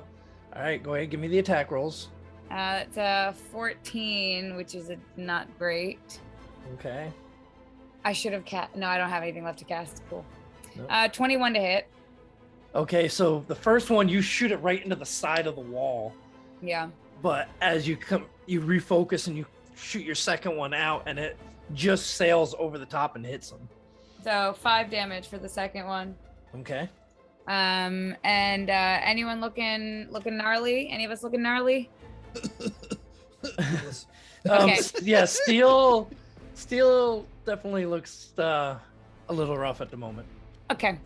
So I'm gonna yell, "You got this, Steel!" And you get 6 temp HP. Thank you. I lost the last 9. They're on the deck here somewhere. Okay. And so the ballista crew that was operating that ballista comes, and they all take short sword attacks at the one warforged. So I'm going to say there was 4 individuals manning this ballista. So each of you go ahead, give me attack rolls with a +4 modifier for short swords. Natural sorry. 20.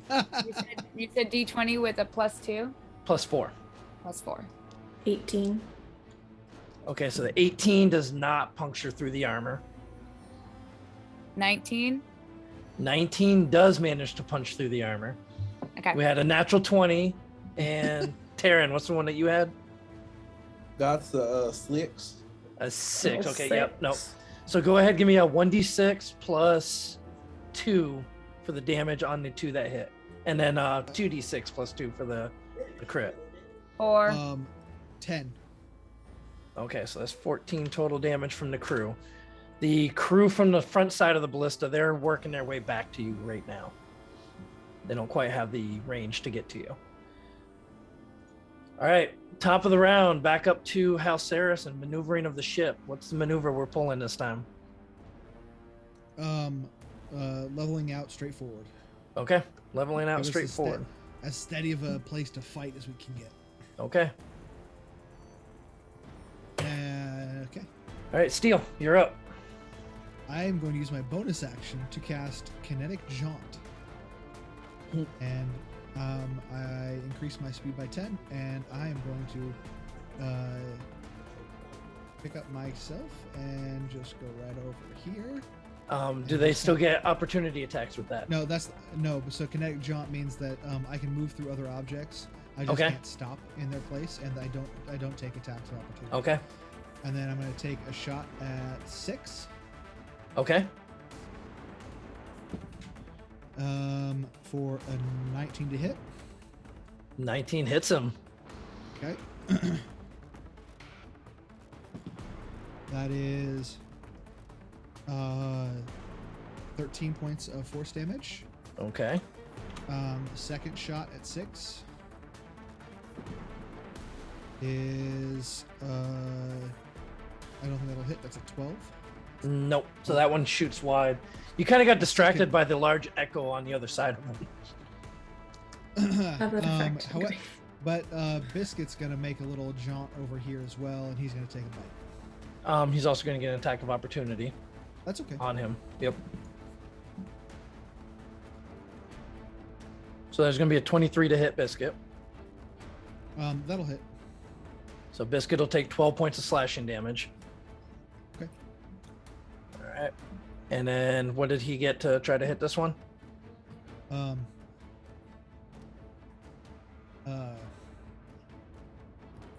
21. That hits him. Yep. He bites into him. 8 points of force damage. Okay. All right. Anything else? No, that's it for me. Okay.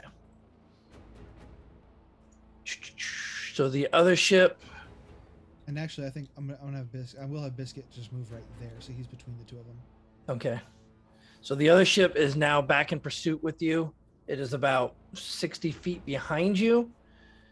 And it kind of angles itself down and it launches another explosive bolt at the deck. This is actually going to catch Steel and the 4 crew members that are attacking the Warforged, as well as the 2 Warforged.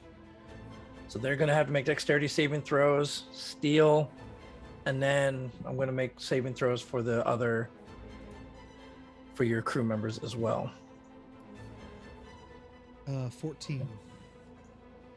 Okay, so 14 fails. They both succeeded, and then we're going to do 1, 2, 3, 4. One of the crew members succeeds. Okay. So on a failure, that is 20 points of fire damage. 10 points on a success. So this guy takes 10. Whoa. This guy takes 10. And you see so you see 3 out of the 4 crew members collapse in the flames. As there are now 3 crew members unconscious at the feet of these 2 Warforged. One of them is still standing. All right. Okay. Tavern, you're up. I'm just gonna take out this guy that's next to me. Okay. No, I don't. That's a 10. Yep, you swing in. Because is he pinned? Because if he's pinned, wouldn't he get advantage? I am gonna say you have advantage. Because he is pretty much restrained right now. 26. So go ahead and describe how you finish this one off, because you don't really need to roll damage. I'll just take his head off. You're welcome. Just clean strike. Okay. Then As your blade kind of follows the ballista up and just his head goes flying over the side of the ship. And I dart over to these guys. Second attack. Nat 20. That's gonna hit. Go ahead and give me the crit damage. 14 damage plus. That's 2d6, right, for the second attack. Yep. I thought you said 1d6. Well, It's 1d6, but it's crit. yeah. Oh yeah, yep. 5 damage. Go ahead, describe that one for us too, because you just finished off 2 of these Warforged. So I dart forward low to the deck and come up into his blind spot and just a quick strike under where his robot chin is, Okay.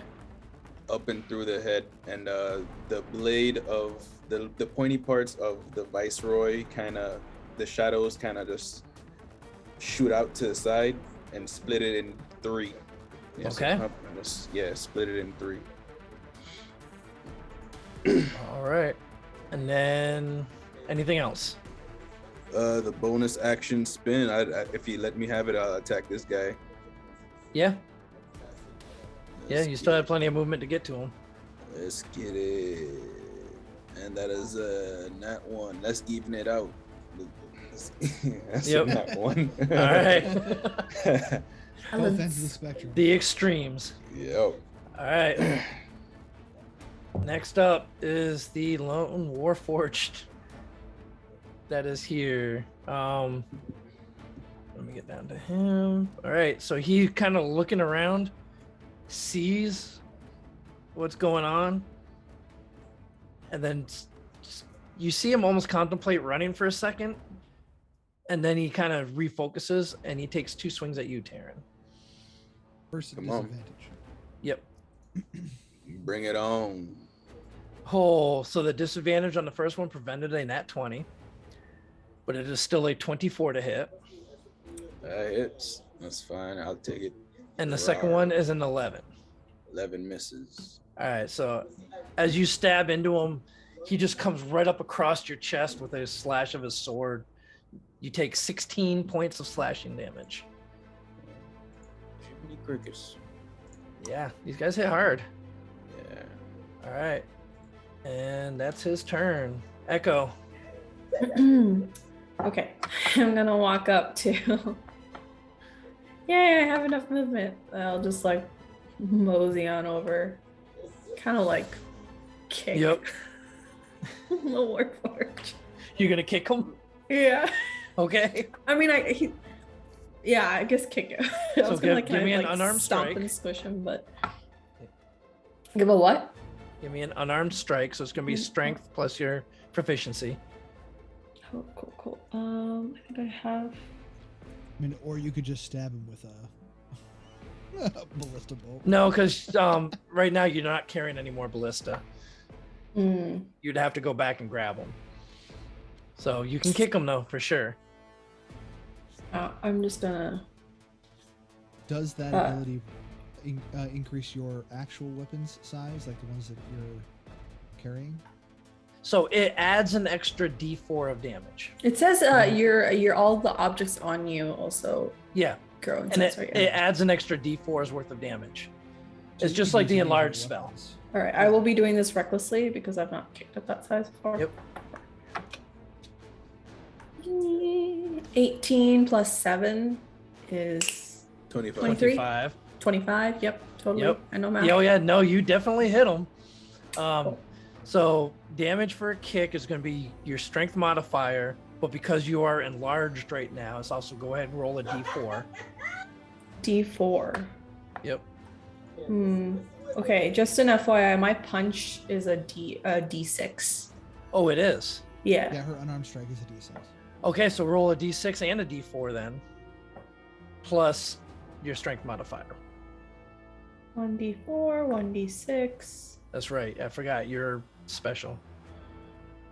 3 plus my, what'd you say? My Your strength modifier. is a 4. It's a 7 damage. Okay, so you kick deep into his chest, and he just kind of stumbles a little bit, and then he doesn't glares move. right at you. Can he move more? Can he move as I kick him, like kind of Nope. kicking him to the curb? No. Cool. Nope, he's standing his ground. Do you get a All second right. attack though? Yeah, I'm gonna kick him. Okay. Oh, this is fun. Okay.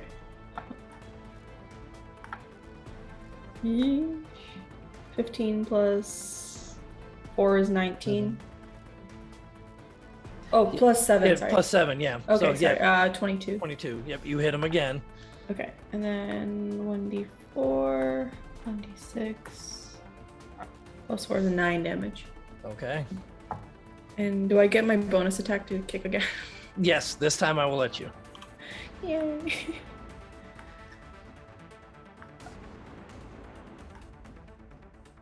Oh, 11 plus 7 is 18, so it doesn't hit. So actually, this time it does, because Oh. before you were trying to throw stuff around Taryn.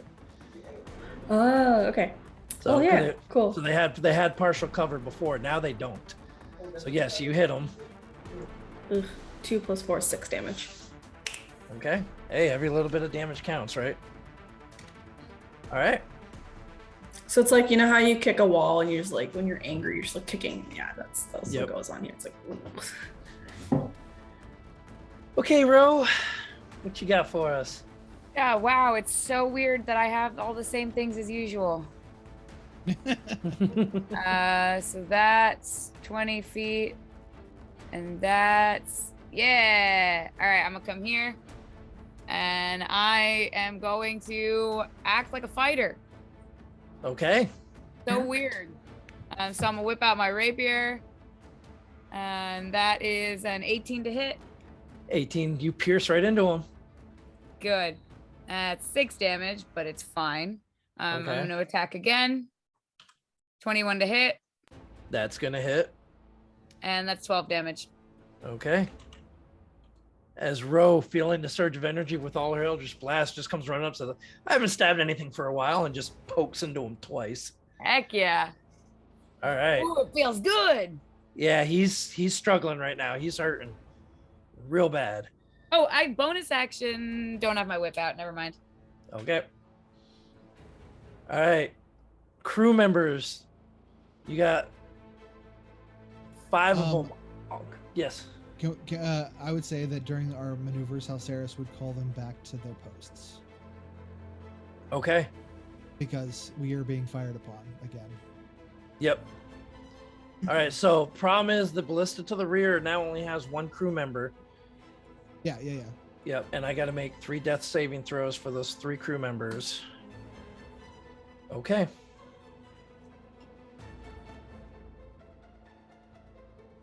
Got it. All right.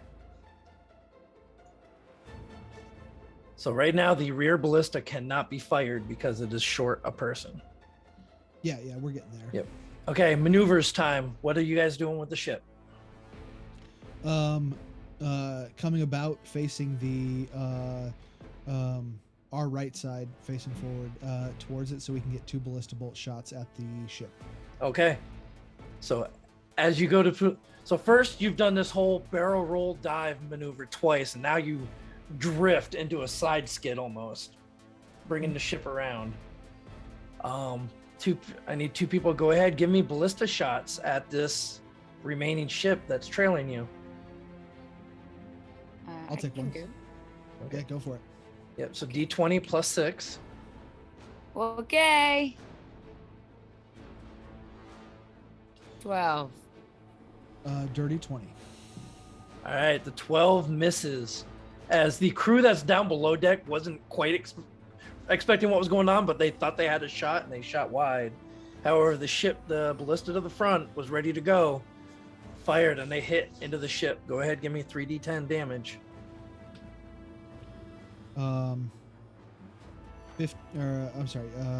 14 points of damage. Okay, as it digs into that side of the ship. All right.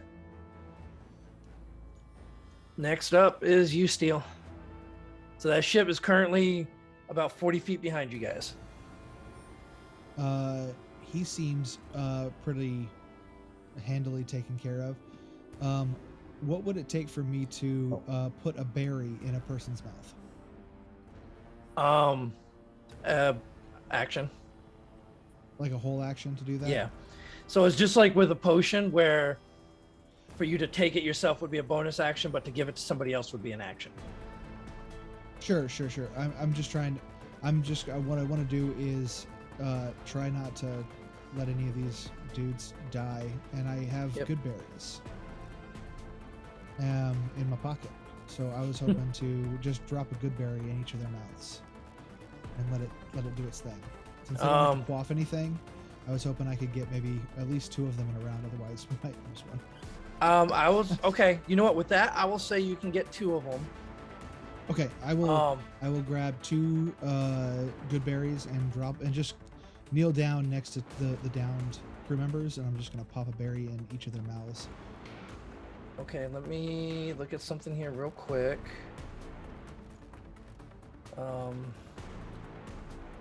Okay, so go ahead, give me 1d6 first for the first one. 1d6. Yeah, because so basically there's 3 of them down. This is going to determine which ones you. Which ones are popping up? Because I rolled death saving throw, so I need to know who's getting them here. So 5. Okay. And we already did 5 and 3. 3. Okay. All right. So you see those 2 kind of gasp for breath real quick as they kind of come to, looking up and just looking terrified and really hurt because they only have 1 HP. yeah no, that they are you see they've got burns down like the side of their face and their arms are burned. I'm just gonna tell them, get below decks now. Okay. I don't want them getting hurt again. Well, on their action they will be able to. All right, so that was your action and bonus action, I'm gonna say. Yeah, that's fine. Yep. So all right, so next up is this ship, which is now towards the front. Does it get its thing back? Okay. And it kind of moves forward, and seeing a very large individual on the ship attacking one of its allies is going to launch 2 almost smaller like ballistas or lances at you, Echo. And it's going to have advantage because you've been attacking recklessly. So the first one is a 26 to hit you. Does my AC increase because I'm big? No. If anything, it makes you an easier target to It actually hit. goes down if you go any higher. Yeah, that hits. So that is actually a 26 for both of them. As you're standing there looming over this one warforge, you just feel 2 giant lances dig into your back. Yeah, they both hit. The first one's going to be 22 points of piercing damage. And the second one is going to be 20 points of piercing damage.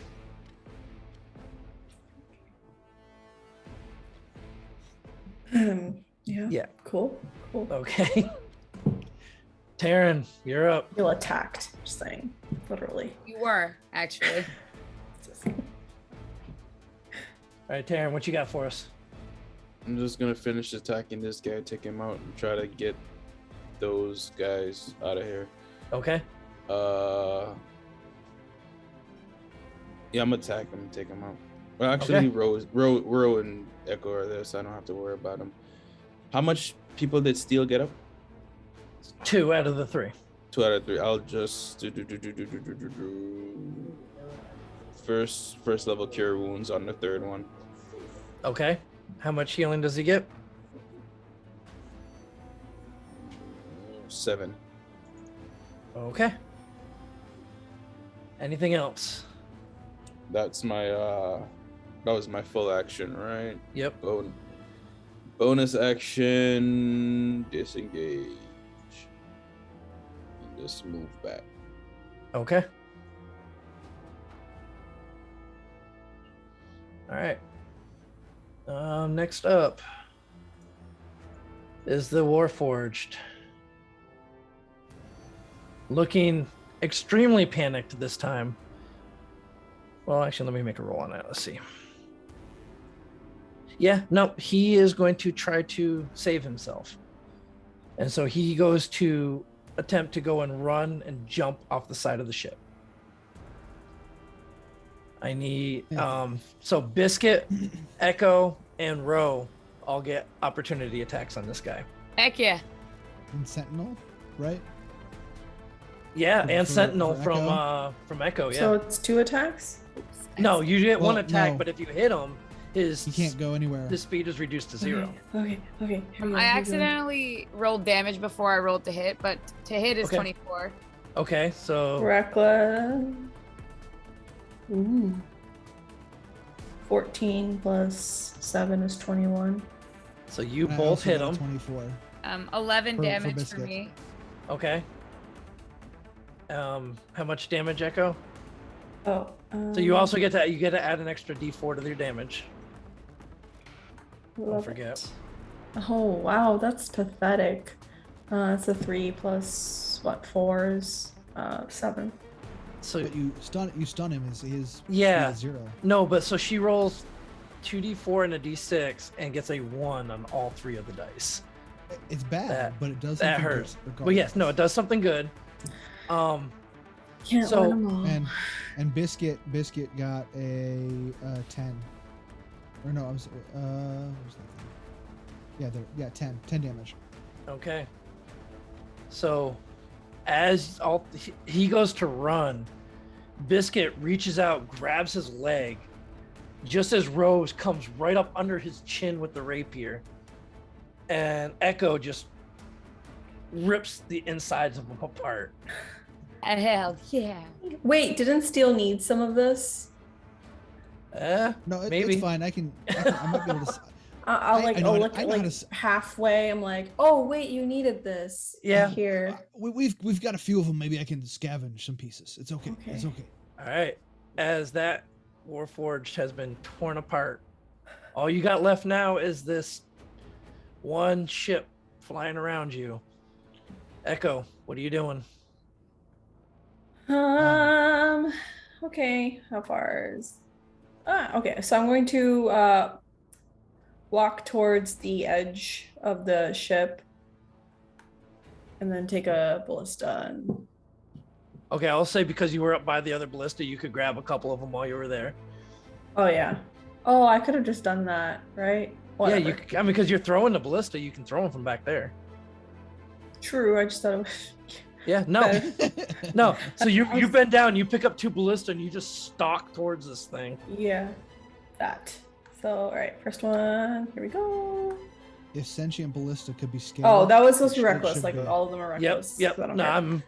I am well aware. That is a natural 20. Finally. Woo. Okay, so Take it 3d10. down, Echo. Wait, Take it so I guess it's a down. 27, but Yep. okay. 3d10.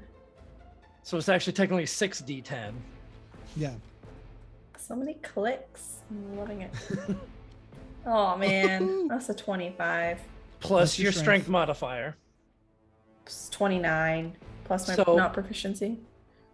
No. No. Okay, No, that's never fine. for damage. 20 Proficiency 29. never for I damage. would say you're not raging, right? No. Because if you're Yeah. raging, then you'd add more. Yeah. So But it, 29. you grab this ballista, you look back at this thing that you know just shot you in the back twice. You throw this ballista and you just see it rip right through its hull as this ship just bursts into the same lightning and flame. As I do this, I'm assuming I start to like shrink. And I'm Yeah. like As you now all have repelled this Warforged threat. I'm just gonna look at Echo and go. I like take a bow. but, like, Everything it was I didn't even know I could do that. Whoa. I don't know if I could do that ever again. imagined. I don't know. How. So cool. Okay. Y'all Yeah. are like this tiny, by the way. Could have squished you if I wanted to. I would never, but it's just Wait a minute. Wait a minute. Echo, you're now actually taller than me by like a whole foot. By a whole foot. Yeah, no. I don't think I like this. Yes, you're itty bitty, teeny tiny. Yep. I walk over to Steel with my last explosive arrow. Just in my hand, like, Steel, think I'll need more of these sometime. Soon. Okay, we'll work that out. I think maybe. So after about a minute of things starting to calm down, your crew surgeon, Haley, just comes running out and starts attending to first the crew and then you guys. Yeah. I'm just stuffing berries in my mouth right now. Okay. Too, so I get 8 points of healing. Okay. I'm just hold on, and I make some more. How much damage do we take from that fireball from way back when? Like 20 something. Okay, The because first I one. just forgot to put that in, and I want to put that in. Yeah, Isn't so the first one like 6? no, so the first one was 20 points of damage if you had succeeded, 10 points of damage if you had failed. Okay. For the first one. You sure? Yeah. Yep. Opposite. Wait, 20 if you 10 succeeded or 20 if you 10 failed? The first 20 one I 20 if failed? you 20 if you failed, 10 if you succeeded. Okay, Right, yeah, and then I did say it backwards. I was very focused on Eldritch Blasting, and I can't remember if I took any other damage, but No. I don't think I did. I'm looking great. You're feeling pretty good too. Yeah. Are you sure? 'Cause why did I take 12 damage? There was Does another anybody one. believe- Yeah, that wasn't that the first. There was like 3 or 4 fireballs in there. I'm gonna look at Tara and I'm gonna say, can't you make these too? The good berries, and I'm like, no. I make another 10 of them. Anybody? I'll take a couple. Okay. Go for it. It's 1 point per berry, so every berry you take is a point of healing. All right. So for over like the next hour or so, people start to work on the ship, clean up some of the soot from the fireballs. You guys are able to kind of finally I'm gonna calm make down a little bit. I'm gonna make a post battle snack for everybody. Okay. So if we do need to take like 10 hit points or anything, or hit dice, we can do that too. Okay. Yeah, I'll say if you all want to spend some hit dice at the moment, you can. Steel, seeing how you did seem to take most, well, Steel and Echo. Haley comes up to each of you and actually puts a 2nd level cure wounds into each of you, which you each gain 17 health back from her.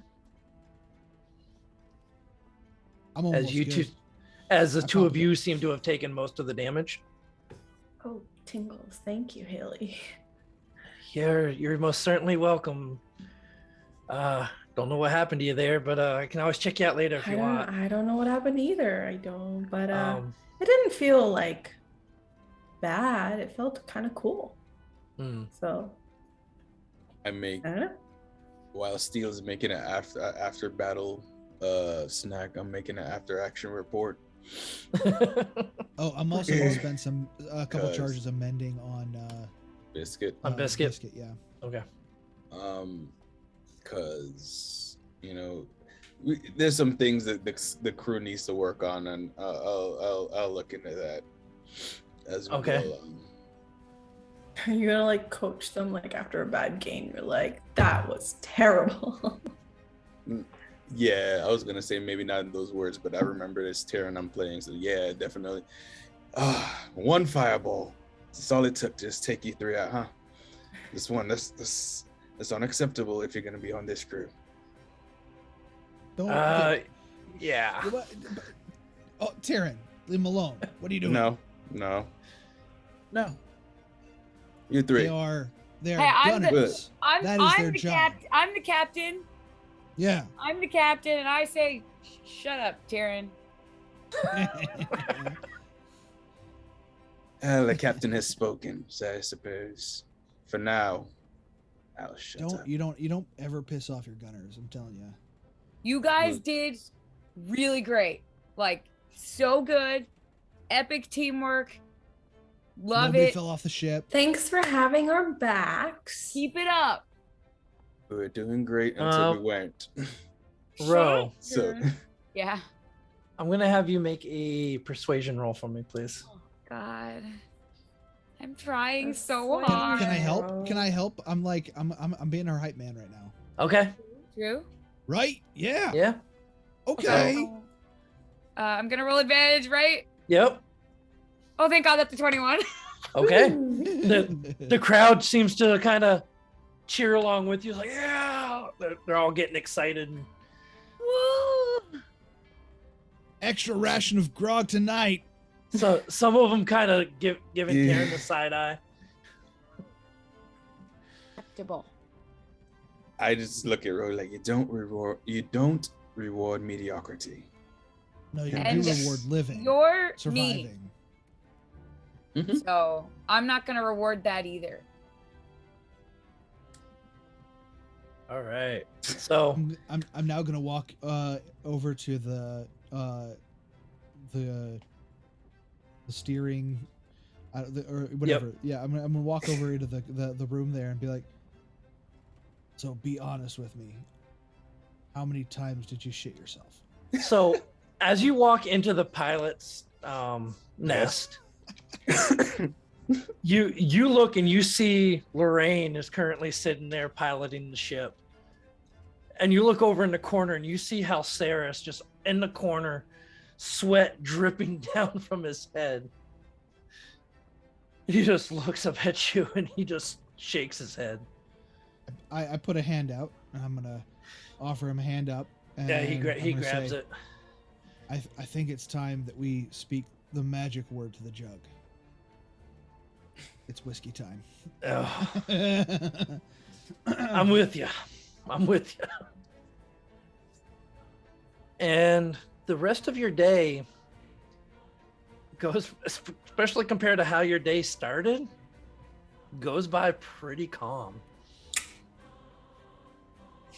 As you do some recovery, your bosun goes in to start doing some of the repairs on not only the side of the hull that was hit by the harpoons, but also on the deck where some of the ballista had been thrown into it,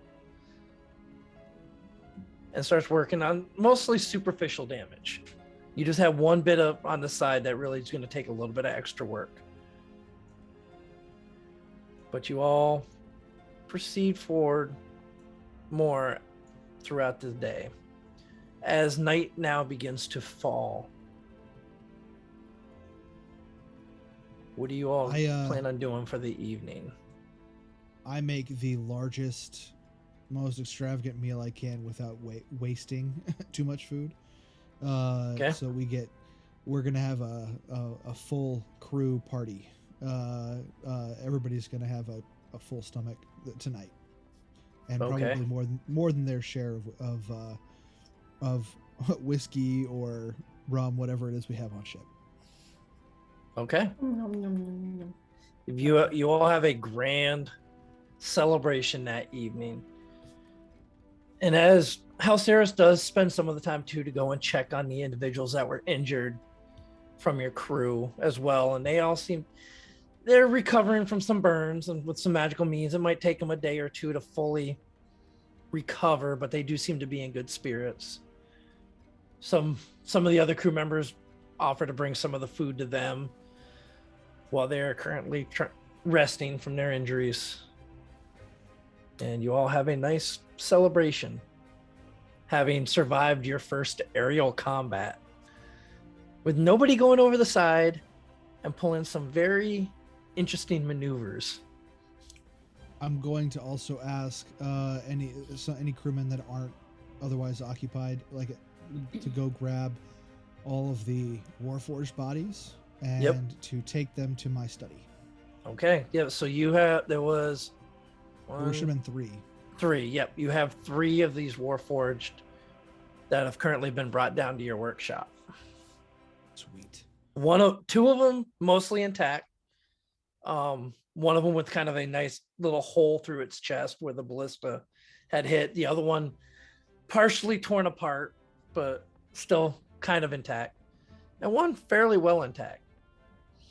I would like to see if I can scrounge the wing apparatus off of all three of them if possible, but at least get 2 fully intact ones. Yep. So you won't be able to do that today because it's going to take you some time to go through that. But yeah. Yeah, but that's my plan for tomorrow. But they're but first party, then work. Absolutely. And the party, you go through the celebrations. I have a question. 42.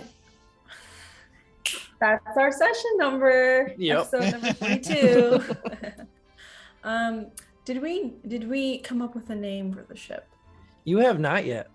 So I propose that during the feast because our crew is gathered with Go ahead. my milk. I just stand up and be like, a toast, because that's definitely how they do it. Probably like super hard. Toast to the ship and to the crew. We should name the ship. Aye, yes, we should. Aye. Like a lot of the crew chimes in. And then they all turn and look at you, Ro. I think that it should be a group effort. Aye, Captain. I had an idea.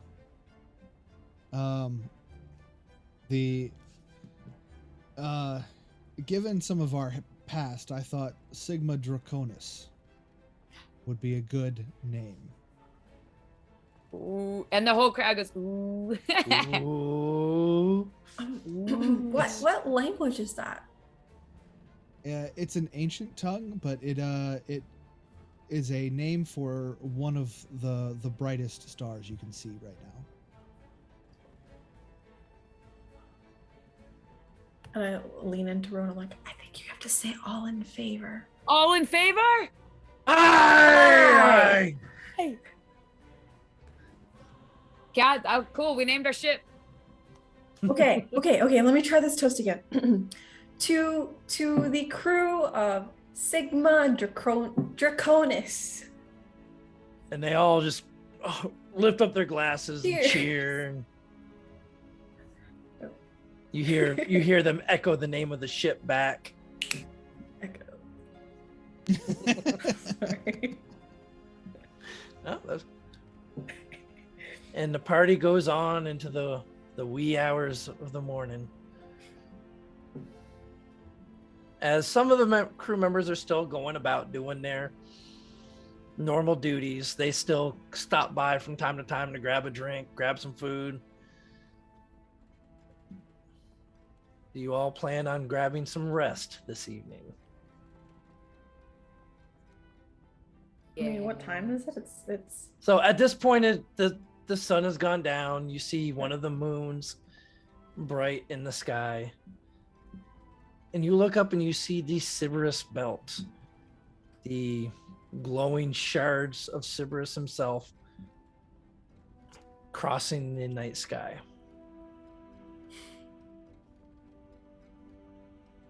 Echo, give me a perception check real quick. me. Yeah. Oh boy. I'm always fine perception rating.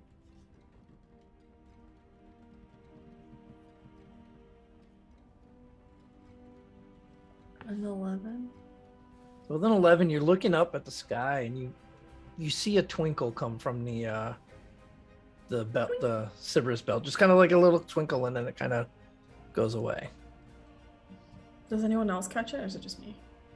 I don't know, the rest of you up there as well? Mm-hmm. Yeah? Go ahead. Yeah. Okay, I'll let everybody else go ahead and give me perception checks as well. Well, I'm drunk, I think. If you were drunk, I'd have you roll with disadvantage. 16. I don't need disadvantage to roll this shitty. Okay. Don't you have goggles? Oh, well, and Devil's Sight. Yeah. You do, Yeah. It has nothing to do with dark No, vision. not at Won't help all. with It's this. just, I can see. I'm just Yeah. not paying attention. Yeah. I got an 18. 18. Okay. I got a 16. First time I've ever rolled high on a perception. Let me actually go ahead and roll for Halceris as well. Halceris got a 21. There we go. Classic Hal. Yep, classic Halceris. As you all are breathing in the cool night air. Now that you have resumed your travel, you all look up. A couple of you see a little twinkle, but Halceris, Steel, and Tavern, you all see the little twinkle, but it doesn't kind of go away. It seems to actually be getting a little brighter. And it seems to be right in the middle of the Sybaris belt. And you kind of watch it for a moment. And the light is now starting to get a little brighter and brighter.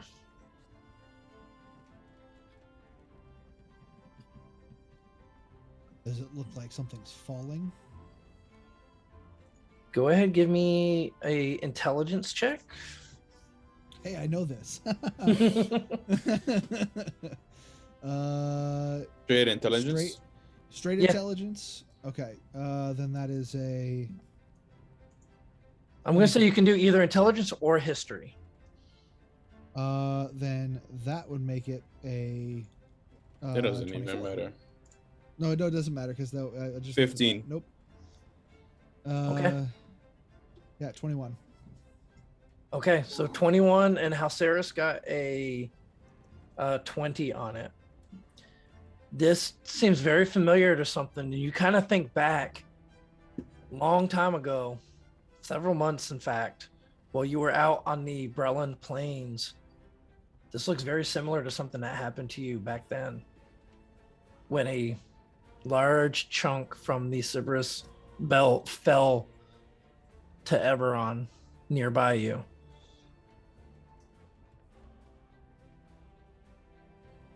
This looks very similar to that.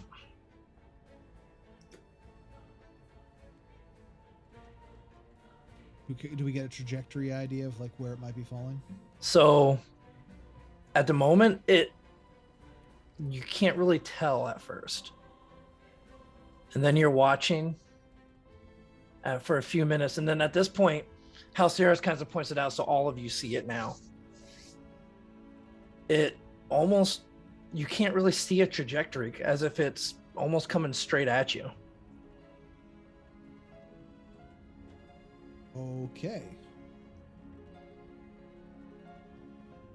A couple minutes go by, and it's just getting brighter and brighter. Do we have any netting on the ship? I'm going to say you have some netting, yeah. I'm going to say, hey guys, try to string this out. Maybe at the very least this one we can stop it from hitting the deck. Okay, so some of the crew help you out, and they start pulling this netting out, and the problem is you don't really have a lot to suspend the netting from, but they're able to kind of get it to suspending it from like the tower that the elemental the elemental ring is attached to. Yeah, and just kind of sliding it down. Okay. To the deck level. Okay, got it. I just don't want it to impact the engine. I feel like that would be a bad thing. Yeah, could be. A few more minutes go by, you look up, and you can clearly see now that something is falling. But as you look, you also see not just the one bright light, but now you see several smaller ones all around it.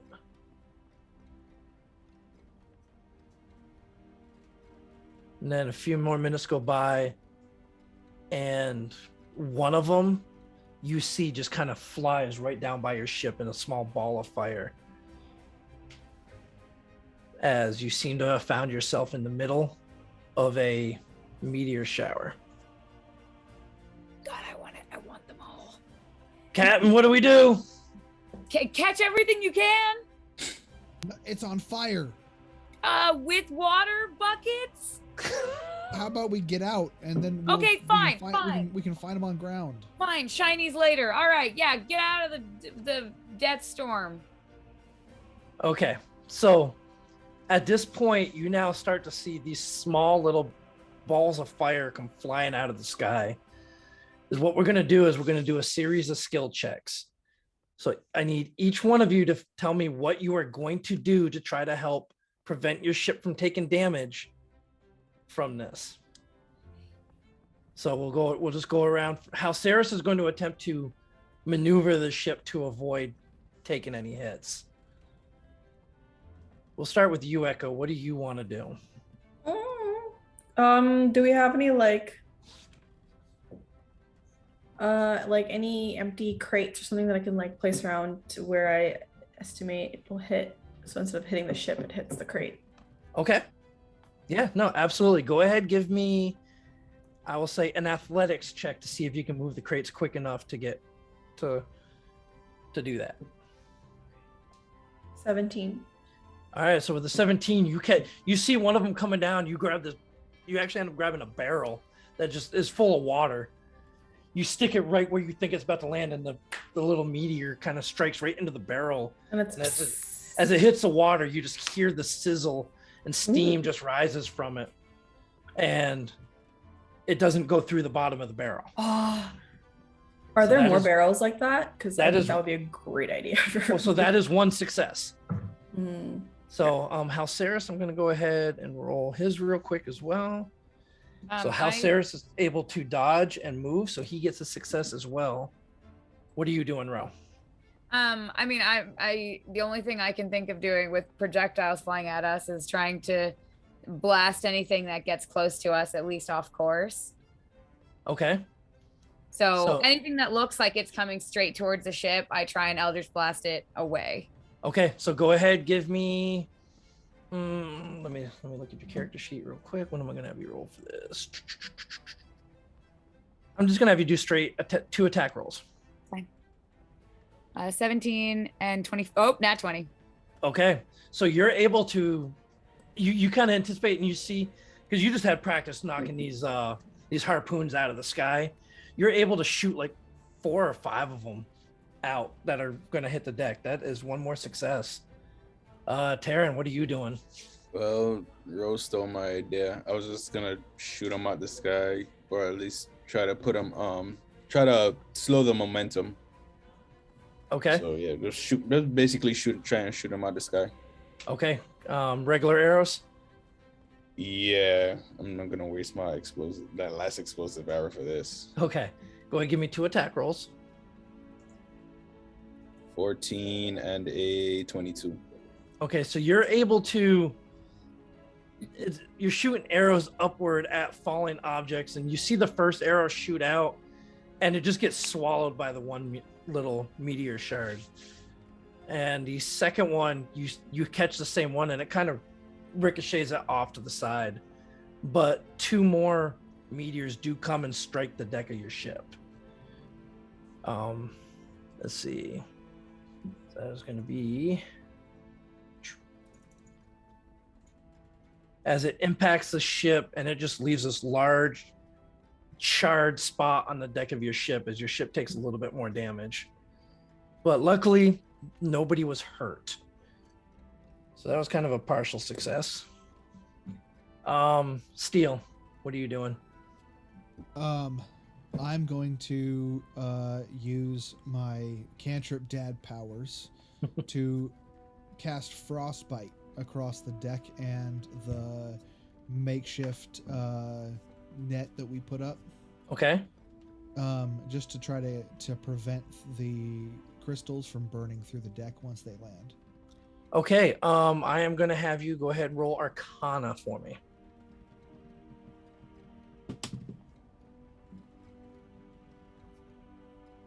Uh, 23. All right. So with the 23, you start going around using your cantrip to just kind of freeze parts of the ground, and you hit one just as one of these little meteors strikes it, and it just kind of skids off and then falls over the side of the ship. And you catch a couple more like that, as that is another success. So after a few minutes of this, and you all are doing everything you can to try to stop your ship from being pelted by these meteors, you all look up and you see this larger light is now looks to be a small ball of fire approaching you, and it slams right into the netting, and it almost bows the netting down towards the deck, and then stops and comes to a rest right on the deck. As it hits the deck, you see that the meteor shower that you were just going through stops. And you now have this large, what looks to be stone and metal ball sitting on your deck. Is it warm? Like as we approach it? Yes. I use frostbite to cool it down. Okay. So it takes you a few minutes, but it eventually cools down enough to where you hit it with one and it doesn't steam off right away.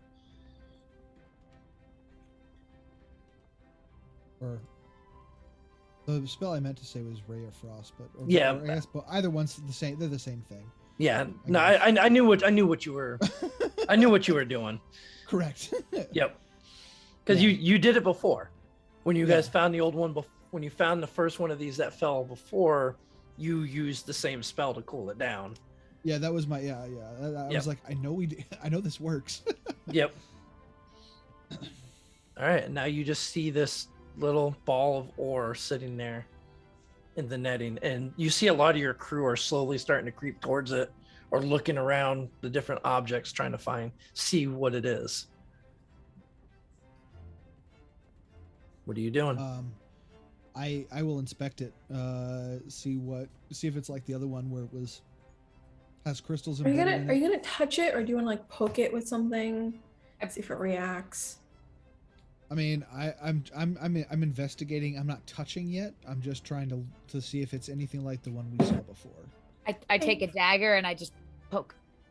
Okay. So as you gently, approach it, I'm not like stabbing. No, I got you. You start kind of, and it almost makes like a metal on metal sound. Ooh. Or a metal on stone sound. Bing, Steel, bing. you're looking at it, and this looks very similar to what you saw before. And you see traces of regular rock, but you also see traces of the same metal that you guys had found in the previous shard that fell. And you see as you start, you're kind of scratching at it a little bit with the dagger. You scratch one little part and a crack forms right down the middle of it. Oh, I didn't. Sorry. It's okay. I'm gonna pull out my smith's tools from the bag of holding, and I'm just gonna try to widen the crack just a little bit, see if I can get it to split. Okay. So you pull your tools out. You start being very gentle, but not gentle, as you're attempting to split this. And after a moment, it just splits in half. And in the center of this large ball of metal and stone, you see a decent size Sybaris dragon shard sitting there. You grab that. By quick estimate, this one looks to be probably valued at around 500 gold pieces. And then you kind of look back down and you see what could only really be described as some sort of reptilian scale kind of sitting on the ground in between the two portions of this. Looking down at it, and it's almost a bluish silvery scale, much larger than anything you've seen before, probably almost measuring the size of your hand. We should get this to my lab, like now, like right away. So as you reach down and you pick it up, you just get an overwhelming feeling of calm wash over you.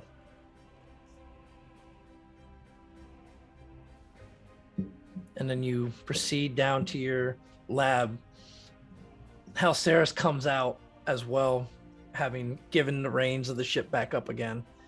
I'm gonna tell the crewmen that are out, bring all the metal, any of the remnants. The rock can stay, but everything else bring down. Yep.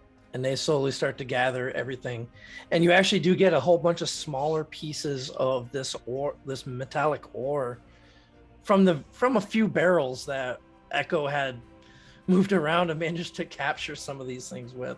The carnival game, like Please. Donkey Kong like that, where you have to and catch the piece. That's what's fun about skill challenges like that. When you come up with something like that, it could always be rewarding. It's great. Yeah. And so you get the stuff, and the crew members are going around gathering stuff, and they start doing more repairs on the ship in the middle of the night now. But you bring the scale and the Sybaris Dragon Shard down to your shop. Halceras comes down behind you. Halceras kind of chimes in, telling you that he feels almost the same divine presence that you all felt the first time this happened. No, I agree with you on that. I can feel something like that too. And Halceras, you see him actually kind of reach into a little pouch he has, and he pulls out these small crystal orb that he had grabbed out of the original one. And you can see that it is actually faintly glowing.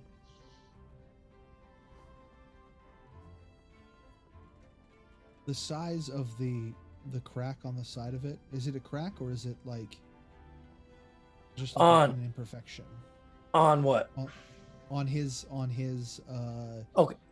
No, so it wasn't a crack. It was when he looked into it, he saw something within it that almost looked like it. Oh wait, no, it did have a small. It almost looks like an eye slit in a way. Right. Yeah, but I was wondering, if it was like a surface crack or if it was an imperfection inside of it. An imperfection inside it. Okay, that's fine. I was like, these don't fit together in some way, but that's good. Yeah. No. Okay.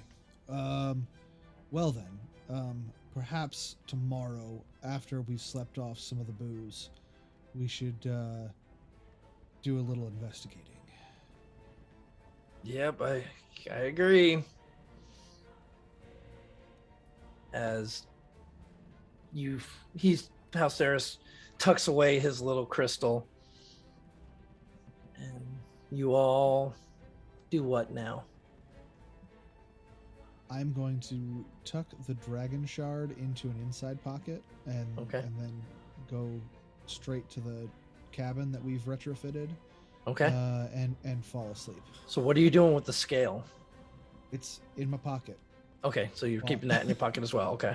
Yep, it's just in my pocket while I'm sleeping. Okay.